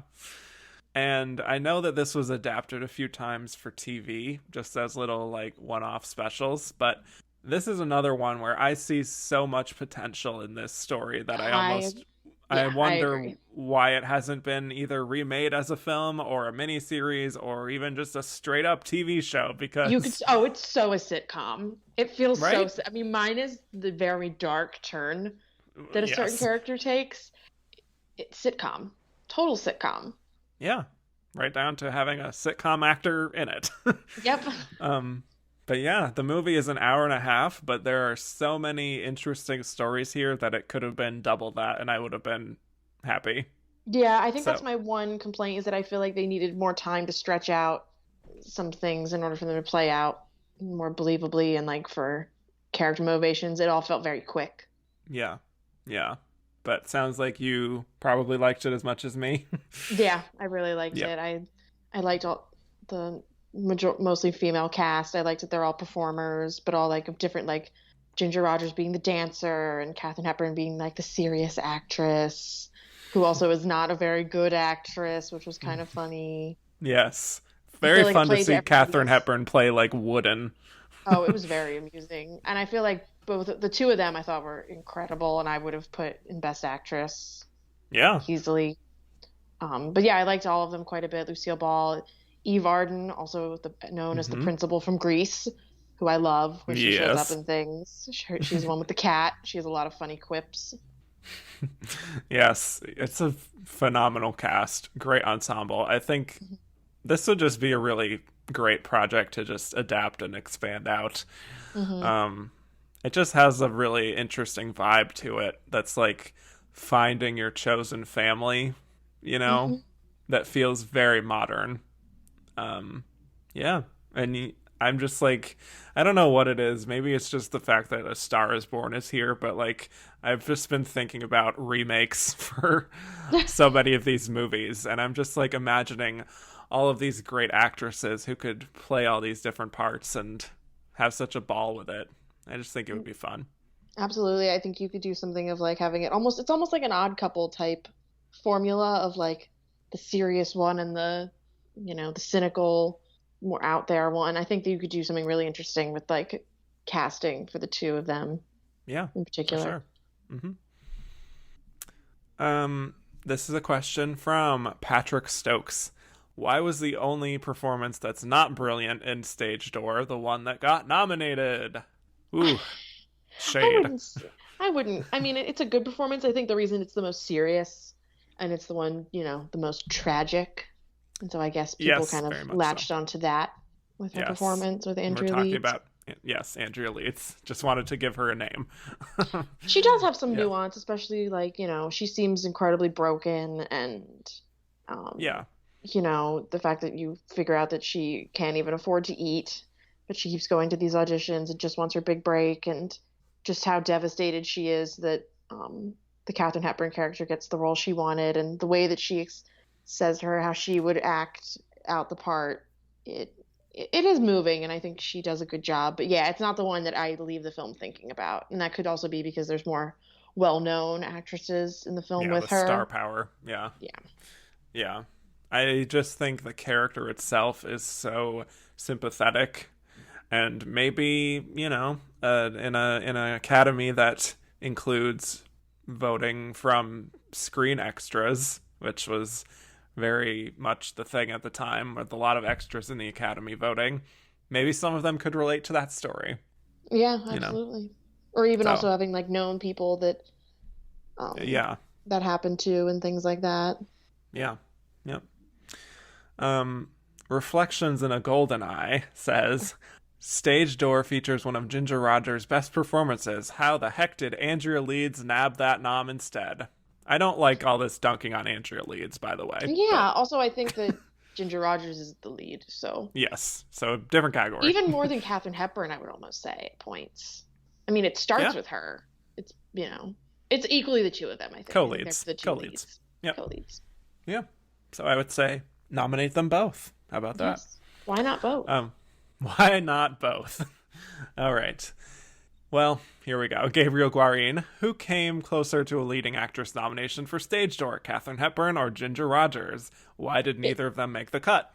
I would say because of where we were at the time in the business, I think Ginger Rogers was closer because there was a stigma against Katharine Hepburn at the time, and the film didn't do that well financially. It still managed to get in these Oscar nominations, obviously, but that was more blamed on Katharine Hepburn, and Ginger was still a star. So I think she was probably more likely. I think the reason was that it wasn't different enough than what she was doing in her collaborations with Fred Astaire of also playing a dancer and things like that, that maybe it wasn't taken as seriously. Yeah. Yeah, very good point. Let's see. This is from Kat. Could Lucy have gotten a supporting nom for Stage Door? I suppose she could have, but they give her enough to do. No. And I think that's the biggest complaint with a lot of her studio era films, was that they didn't really know what to do with her. Unfortunately, she found and made her niche, but yeah. Right. Yeah, I agree. She's billed pretty low, relatively speaking, to even some of the other people we haven't mentioned. So, probably unlikely, but certainly in retrospect, people would be like, oh, how did she not get in for that? She's so fun. Yeah. Well, here comes Brandon Stanwyck again. He's all over this episode. All right. Should all gay men be required to watch Stage Door? The correct answer is yes, of course. That's him talking. I'm surprised not me, actress Twitter hasn't jumped on this one.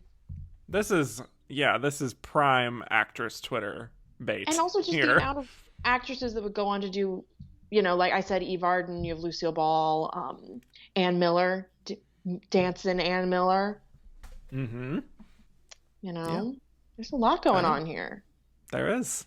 And I think dramatically, I feel like there's a, maybe not like a camp quality to it, but just there's such an energy to it that spiritually is gay. So I do think that it should be required viewing. All you young homosexuals out there. All right. Here we are. Final movie. Are we ready? Mm-hmm.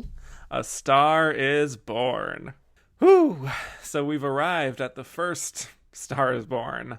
Although it is important to acknowledge that a film came out a few years prior to this, What Price Hollywood, which has a lot of similarities with the Star is Born story, but this is the first one with the Star is Born title.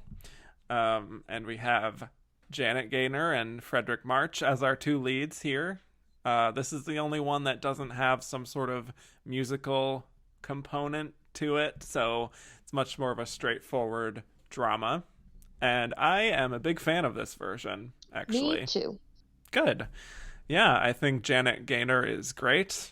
Maybe not quite on like the masterclass Judy Garland level, but I agree.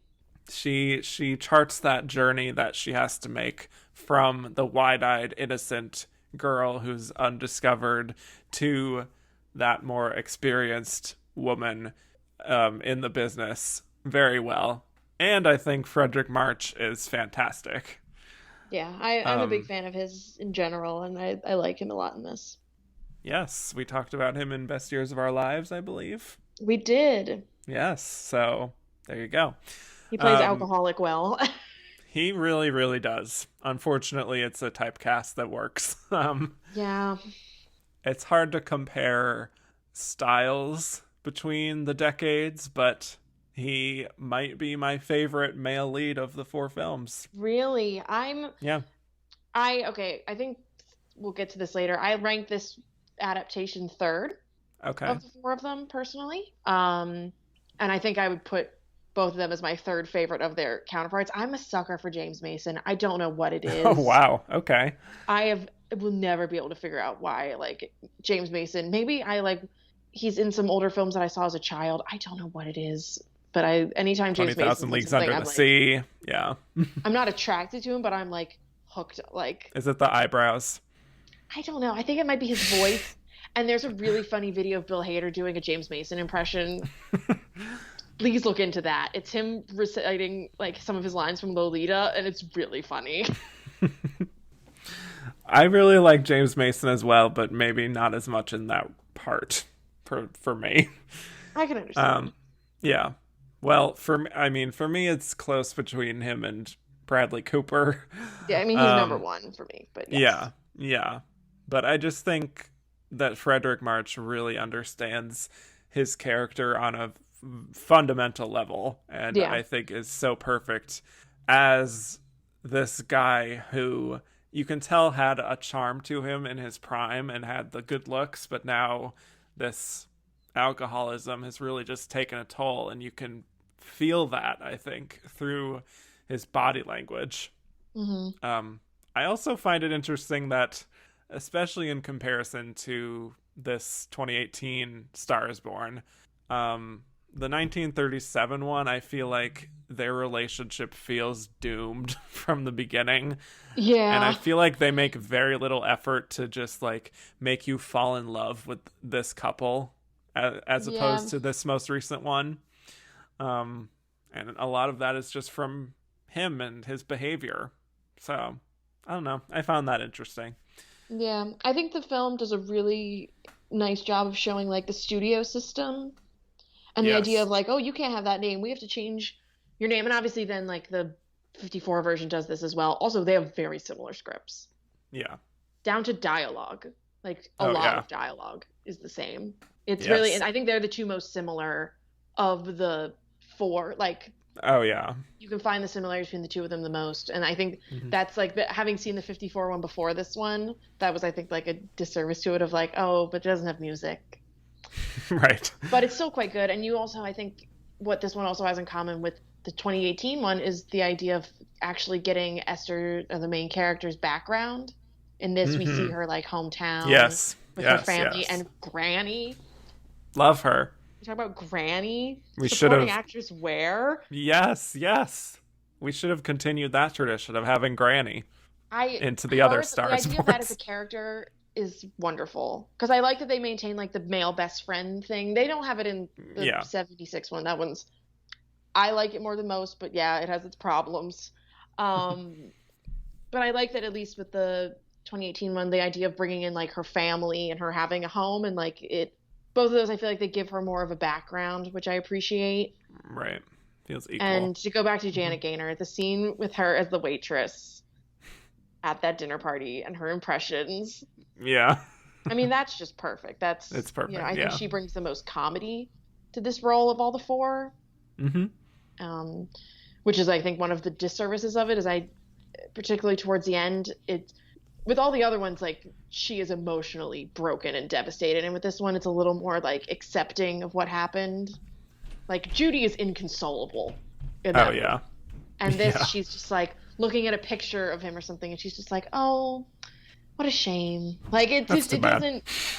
I don't get the, like soul-crushing, the love of my life is gone.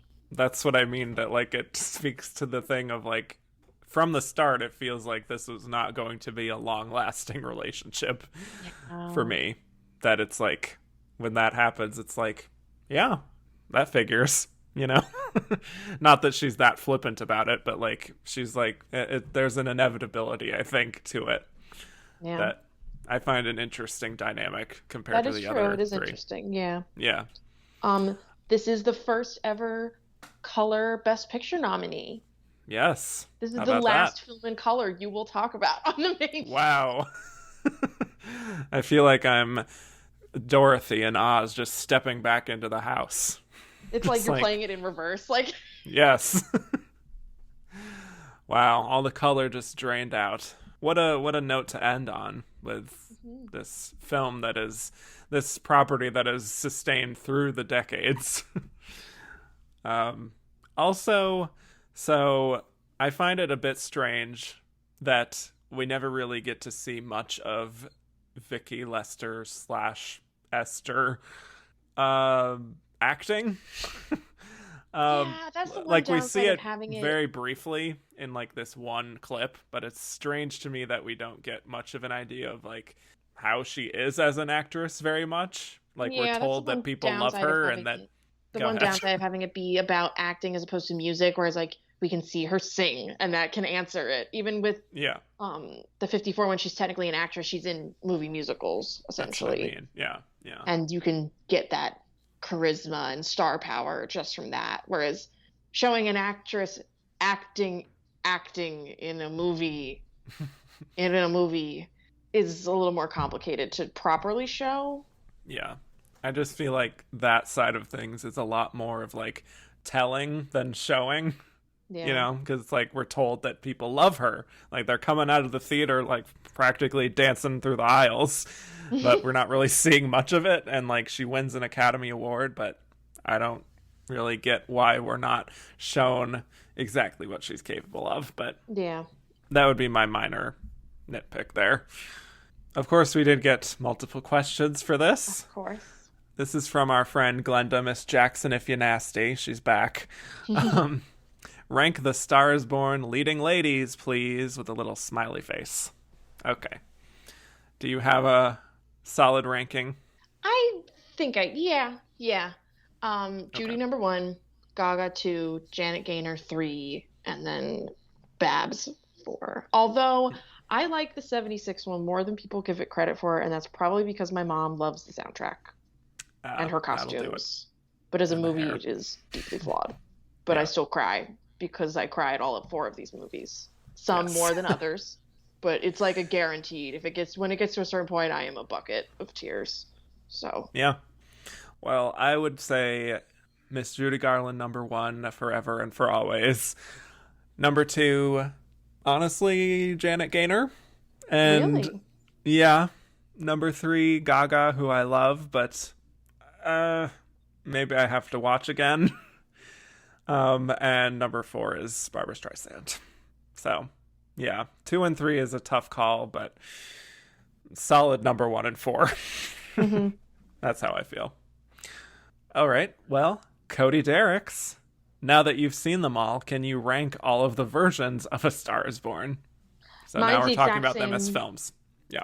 Yeah, mine's the same exact as my leading lady ranking. It's the same for the films. Okay. Yeah.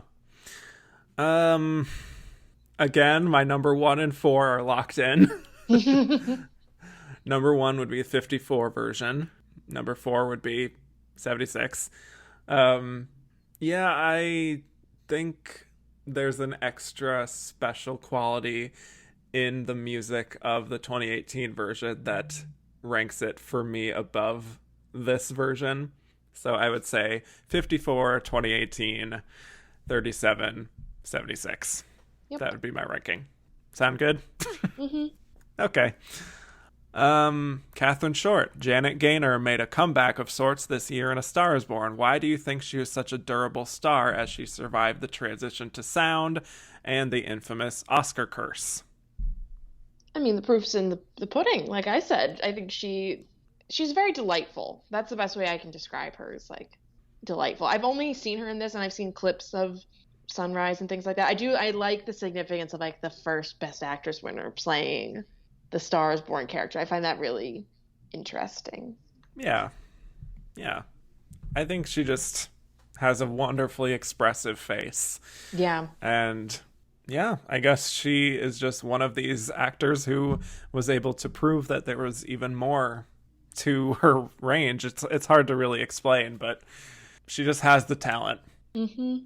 And the Oscar curse, that's actually something that is brought up this year with Louise Reiner, because as you might know from the Be Kind Rewind video, she mentions that there as well.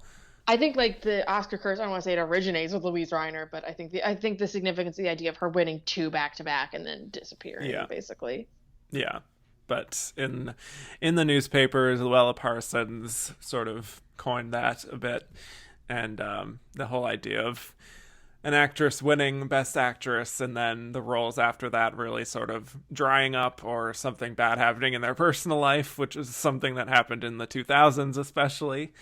Yeah, I think it's perhaps in some ways coincidental, but also a testament to Hollywood sexism, which is the idea that a woman, an actress who gets that big accolade, after that they are given all kinds of different parts and not all of them are very good. And then when that actress expresses that she wants something a little better, she gets labeled temperamental and all these different things, and then is sort of blacklisted in a way. So yeah, that's that. Okay, last question. Best Picture cast said 83 years later, what is the most must-see movie in this Best Picture lineup? I would probably say The Awful Truth, probably. I think I would agree just on quality and just the fact that it's so foundational and a classic screwball comedy of its time, just like the pinnacle for me. I honestly think A Star is Born is just kind of must-see in general, just to see the different versions. Agreed. And I would also say Stage Door as well. I think people... Yes. I also just think people would especially enjoy that gay if men. they knew about it. I think that's the big thing with that one. Yes, gay men. Yeah. Yes. All right. Let's move on to our Should Have Been a Contender segment. This is where we talk about other films that were not nominated for Best Picture that maybe should have been from this year. So, Casey, what's your number one here? Number one, and maybe my number one of this year, would be Stella Dallas. Okay, Miss Stanwyck. Oh, my God. Let's talk about it. I was a big fan of this one. I was a big fan of her performance. She would be my winner. And I think this was probably, I don't want to say the closest she ever got, but it seemed the most likely. She plays, this wonderful character, wonderful complex female character, leading the title of her own movie at this time. I just found wonderful. And I think that she gets to play a variety of ages, a variety of emotions. I think she's just such a complicated, interesting character. And I think the dynamic between her and her daughter that comes about in the film, I found really interesting and moving. I'm a sucker for these types of movies, and I think this one played it out really well, and I was just so invested the whole time. And I am just kind of baffled that it wasn't one of the Best Picture nominees, and maybe because it was about a woman, titled about a woman, that could have been it, but I was just incredibly moved by it, and I think that Barbara Stanwyck is just phenomenal in it. So yeah. The charisma is off the charts here. She has a really tricky role, I think, to play and have the audience be on her side, but I believe she absolutely does it. And I think as a film, it's trying to tackle a lot about women in society, and some of it might be dated for some people, but I do believe it is worth it just to watch her performance and just her eyes. I cannot get over just like whenever she just stares off, especially at the end of the film. Oh, and just looking with the pride in her eyes. It's beautiful. I also wonder how like something like this would pair with Mildred Pierce. And they're very different stories, but still there's that crucial mother-daughter relationship and dealing with things like class differences and the whole idea of like improving your lot in life and trying to prove yourself for your daughter and having your daughter have a better life than you did. Like I said, very different stories, but something I was thinking about. Yeah, and I would agree that she probably should have won this year. This would have been a great time to do it. And I don't know what they were doing here. Yeah, not great. Don't love that. So I guess we could talk about the obvious one from this year, Snow White and the Seven Dwarfs. So yeah, Walt Disney's first animated feature film. And it's so fully realized, you know, watching it again this month after I hadn't watched it in a rather long time, probably since childhood even. Yeah, same. It's really just like astonishing what they were able to do with this from the first feature film.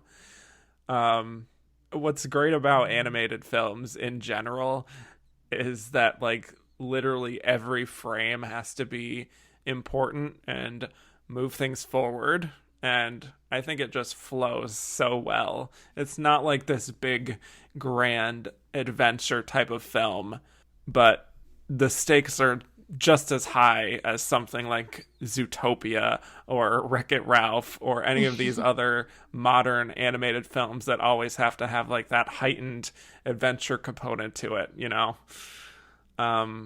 Yeah, I guess I just miss when these mainstream animated films could just like take place in a few locations and just be just as compelling and have these great character dynamics.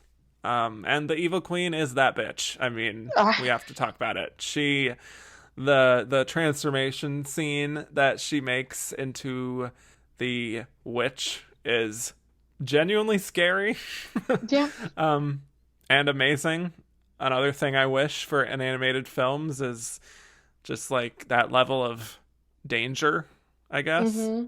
Same with like the scene when she's going through the woods. Yes. So creepy. I know. I love it. I mentioned this in my Letterboxd review, but I love the little throwaway scene of the witch going down and seeing this skeleton and just like kicking an empty bucket to him and being like, thirsty, have a drink. Just cackling. Amazing, iconic, legend. Yes. She did what she had to do. So, any other thoughts on Snow White? It's shocking that it didn't win score. It's even more shocking that none of the songs were nominated. Yeah, what's that all won. about? Truly baffling, especially because it's not like this movie, like some of the early, there's other animated Disney films a little later than this that didn't make nearly as much money that now we consider classics. This was a big movie. Yeah. Maybe it was the bias, but even then, like music, at least the music you could have honored. I'm very. And you know what it lost to? You know what it lost to? 100 men and a goddamn girl.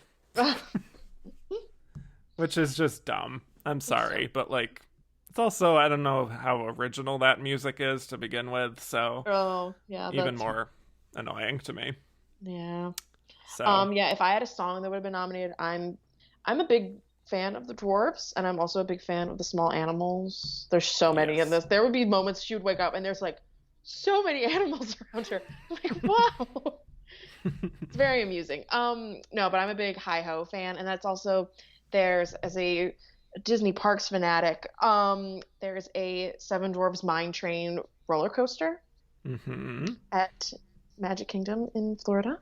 And it's both a roller coaster where you're in a mine car, and then you have a lovely interior moment where you go through the mine. That's fun.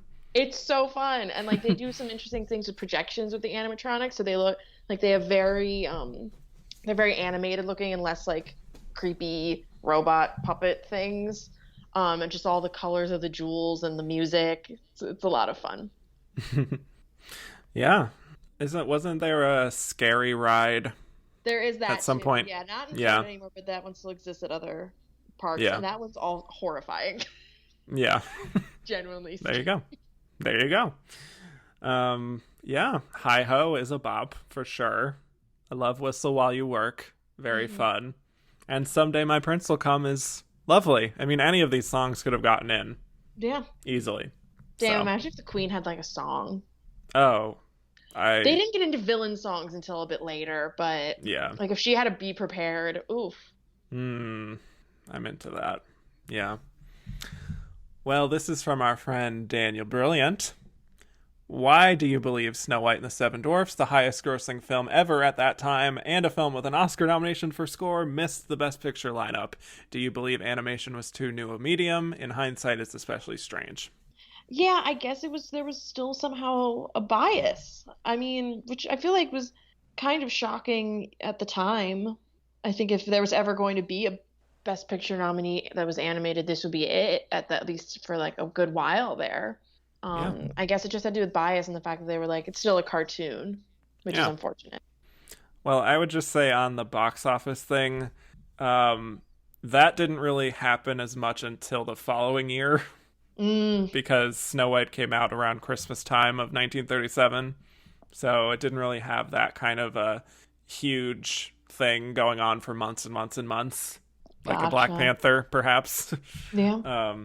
And so I think that's maybe not as much of a factor just based on release date, but in general, yes, I mean, at the same time, this Best Picture lineup is full of very different kinds of movies, including like Captain's Courageous, which is more of a children's-ish film that in hindsight it is especially strange. I would agree that they couldn't find room to just slot it in there because it was a massive like critical hit at the time. Everyone loved it. So I do think it's just that bias that was established right here and hasn't really let up much since.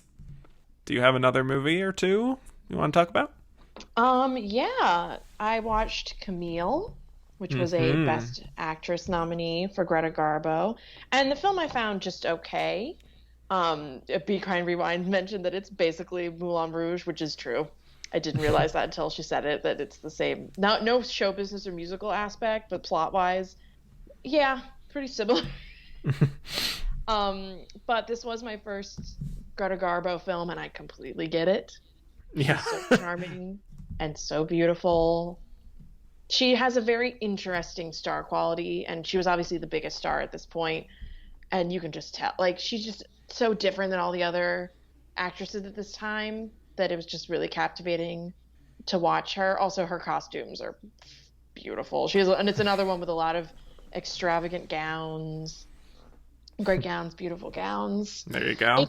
It's also just a weird film, not plot-wise, but it has these two very different settings of Parisian city life with like partying, like a group of her friends partying and being very drunk, which was kind of amusing to see a period piece that have that. And then like these scenes in the countryside, another supporting Lionel Barrymore performance, much smaller than Captain's Courageous, but it was amusing to see him in that as well. But yeah, it's fine. I think if you're a Greta Garbo completist, I think it's quite good, and it has some emotional heartstrings as not quite a love triangle, I would think, but yeah. This is the one that I regret not seeing. I have not seen this yet. I caught it on TCM. It was on TCM like 2 weeks ago. Oh, I looked at the schedule and I was like, oh, circling that. Oh. And so I just caught it on TV. There you go. Okay. Well, it's interesting because from what I was reading, Greta Garbo was considered one of the frontrunners to possibly win this. Mark Lamb asked us, how close did Garbo come to winning, or who do you think was number two? I mean, based on, again, what I've read, and I think she won the New York Film Critics Award. She was probably pretty close. I mean, she was a huge star at that point, and this was probably, I don't want to say the closest she ever got, but because we said that with Barbara Stanwyck as well. But yeah, I think it should have been between the two of them, probably. Although I do love Irene Dunne as well. And don't forget Janet Gaynor. Janet Gaynor. They're all four great. Yes. But Janet Four Gaynor of them, had her five number. are great. That's my only thing. But this is true. She had. Yes. Well, great transition. John T. said Louise Reiner getting a second Oscar in a row prevented 3 multiple-time nominees, Garbo, Dunn, Stanwyck, from getting a competitive Oscar, something none would ever achieve. Which do you most wish had gotten their own statue? Stanwyck. Yeah. Yeah, I would say Stanwyck, too. I think also she just had such an eclectic career. Yeah. This being more of a drama while she still had some comedy in it, some straight comedies, some noir, obviously. I mean, Double Indemnity is probably her most famous role. But she just had such an eclectic career that it's such a shame that that didn't materialize ever. Yeah, she is such a fascinating actress to watch, and I agree that she's so varied in so many different roles and works in all of them, which is more than you can say for a lot of actresses of this time. So, yeah, I don't know what it was that prevented them from really going there with her, but it's really one of the Academy's real shame moments that they never got one for her. All right, so I just briefly want to talk about 2 other films, and we'll try to wrap this up. Because we're past 2 hours. Hooray. Whoops. Tends to happen more often than not lately. All right. I'm going to talk about Make Way for Tomorrow. I'm so mad I missed this. I'd wanted to see it, but it was kind of hard to find it, or else I had to just buy the Blu-ray, and mail is a little difficult lately, so it did not happen. Well, knowing you, I think you would love this. I'll just say that. I know I would. So this is actually the other Leo McCarey film from this year. And this movie devastated me in the best way possible. Yeah. This is just a very poignant story about an elderly couple, and their house is foreclosed, and they just don't have money. They have no source of income, so they have to move in with their children, but then none of the children are really able to take in the both of them in, or even want to take the both of them in, because they're kind of shitty kids. And so they actually have to separate and live with different kids. And the children, they're all very ungrateful and rude, and I hate them all. But this elderly couple, Beulah Bondi and Victor Moore, I mean, Beulah Bondi, I think, gives one of the most heartbreaking performances that was somehow not nominated for an Oscar. In fact, the film didn't receive any Oscar nominations, probably because it was a flop at the box office. Probably because it was depressing and a lot to sit through by the end of this film. But it's just so unafraid of being tragic and leaning into that, and then having it be as realistic and earned of an ending that it has, which is a very sad ending, I think is remarkable. And it was revived by the Criterion Collection, so more people are seeing it now. And I highly, highly recommend this movie. The third act truly had me in tears, and that is not an exaggeration, which sometimes I do on this show. Like, this truly, like, there were tears by the end of this movie. Yeah. I've seen Tokyo Story, which is loosely based on this film in some parts, and that all is a favorite of mine, so I'm sure I'll love this. Yes, and I think it's another one that's short. I think it's 90 minutes, so. Love it. Yep. Much like our beloved Brief Encounter. It just gets in and out in 90 minutes and just wrecks your whole day. Devastates you. Great. Yep. That's what I want. Yep. Love that. Well, one last question from Brandon Stanwyck. Do you agree with Leo McCarey's assertion that he should have won Best Director for Make Way for Tomorrow instead? Yes. So, I don't know if you read this, but when Leo McCarey was accepting his Oscar for The Awful Truth, he mentioned that they gave it to him for the wrong movie, that it should have been for Make Way for Tomorrow, which is a bold claim to make when you're accepting an Academy Award. But this is a really difficult one to answer, because these two movies could not be any more different, and like, they're both so brilliant in their own ways. I get what Leo McCarey is saying when he says that. I will say that. I think on an emotional level and on an impactful level, there's so much more going on in Make Way for Tomorrow than The Awful Truth, but they're both great in their own way. So there you go. Yeah, plus, if I remember reading correctly, he was kind of more of a director for hire on The Awful Truth, and was right. So he didn't a little have more that last attachment. minute, where that Make Way for Tomorrow, whether it was or not, seems more personal of a film. Maybe if not for him, but like, could have It could have been more personal. Right. And one last one I want to talk about here was one of my Twitter followers actually mentioned this film in talking about 1937 and suggested that I watch it as a Jean Arthur fan, you could say. And that is History is Made at Night. Oh, okay. So let me tell you, this did not disappoint. Oh. This story is absolutely wild, absolutely bonkers. The twists and turns are so wonderful and melodramatic in a way that is both absurd and weirdly emotional by the end. So I'm going to do my best to just really quickly explain what this film is about and how it gets from one point to the other, because it is a roller coaster. Okay, so we have a husband and wife.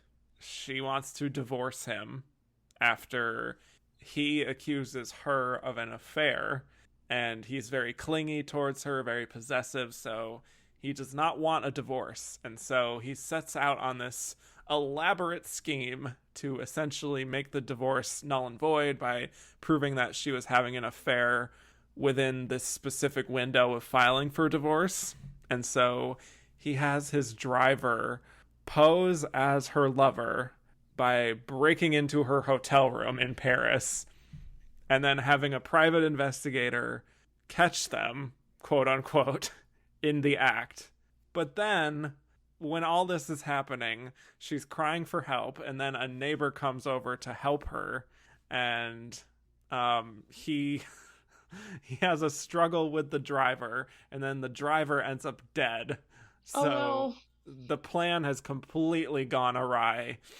And then the detective comes in, and then the neighbor pretends to be like a jewel thief and threatens them and just like steals the woman away. And then once they're away, the neighbor and the wife actually end up falling in love. Of course. And everything just becomes so much more complicated. And there's blackmail. Eventually they get separated, and she's in Manhattan, and then the neighbor has actually flown from Paris to Manhattan and renovated a restaurant in the off chance that she might go into the restaurant and be reunited with him again. Oh, this is wild. And eventually they end up on a ship that has a disastrous accident that's almost reminiscent of Titanic. Oh my god. I mean, this thing is absolutely wild and must be seen to be believed. Like I was saying, the plot is absolutely ridiculous beyond belief. And yet, weirdly, the central relationship works because it's Jean Arthur, and the neighbor, played by Charles Boyer, is like weirdly sweet, and it really works for me. So if you haven't seen it, it's available right now on the Criterion channel. Go watch it. It's a wild ride, and I think it's worth it. So Wow. that's History is Made at Night, and Noted. history surely was made that night. I was just bowled over by the end of that, just like, what did I just go through? So thank you, Trip Burton, for making me watch that. That was a lot of fun. All right, so any other films you want to talk about from 1937? I believe that's it for me. Okay, well, when we come back, we will be delivering our verdict as to whether we think The Life of Emile Zola deserved Best Picture or if The Awful Truth should have taken it. You're gonna stick by me. Admit nothing. With that cursed Zola still writing, still stirring up trouble, whole world screaming for the truth. Admit nothing. You can't hold it off much longer. You can't, I tell you. Tremendous pressure has been put upon you. Save the army, convict Zola, and save France. I say to you, pick up that challenge. Save the army. Your husband, madame, is under arrest in the Cherche-Midi prison. You must be mad. You will serve your husband best by being quiet and saying nothing about this. If you don't, things will go badly for him. Search the house.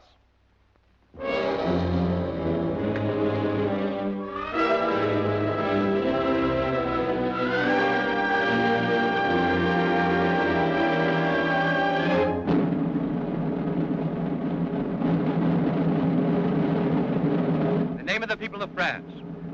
Alfred Dreyfus is condemned to deportation for life. The court-martial also orders that prior to the sentence being carried out, said Captain Dreyfus shall be paraded before the garrison of Paris, and there publicly degraded and dismissed from the service.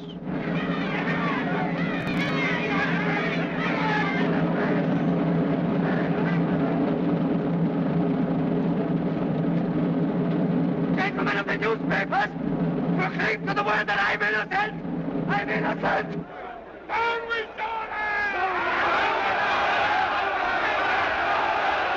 There's Zola himself. Let's get him.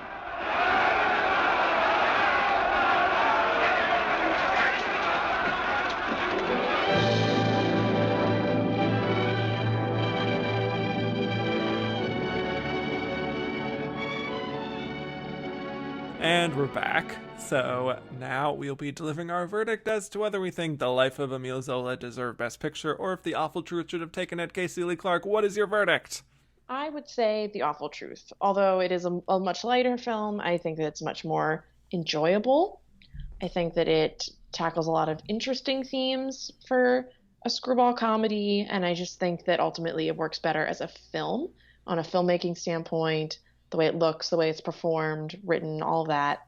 I just liked it a lot more, and I would have given it to him. Yes, The Awful Truth all the way for me as well.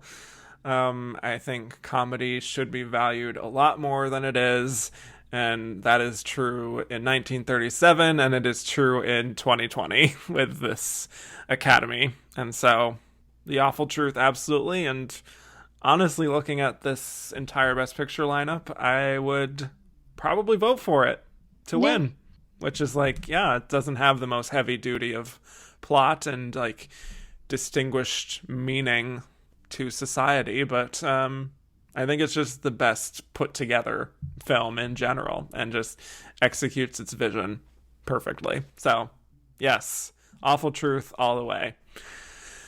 Well, Casey, thank you so much for joining me for a fun discussion on 1937. Thank you for having me. It's always the best. Yes. And tell the people where they could find more from your work on the internet. You can find me writing and podcasting for Next Best Picture, and I'm on Twitter at Casey Lee Clark. There you go. Follow. And you can find me on Twitter at Kevin_Jacobson. The show is at Oscar Runner-Up. Rate, review, and subscribe if you haven't already. Please, please, please. And you can find even more of my content at patreon.com/andtherunnerup with lots of bonus episodes, including Casey Lee Clark here talking about Juno. That was a fun discussion. So there you go. And once again, thank you, Casey. Thank you. And I will bid you all adieu.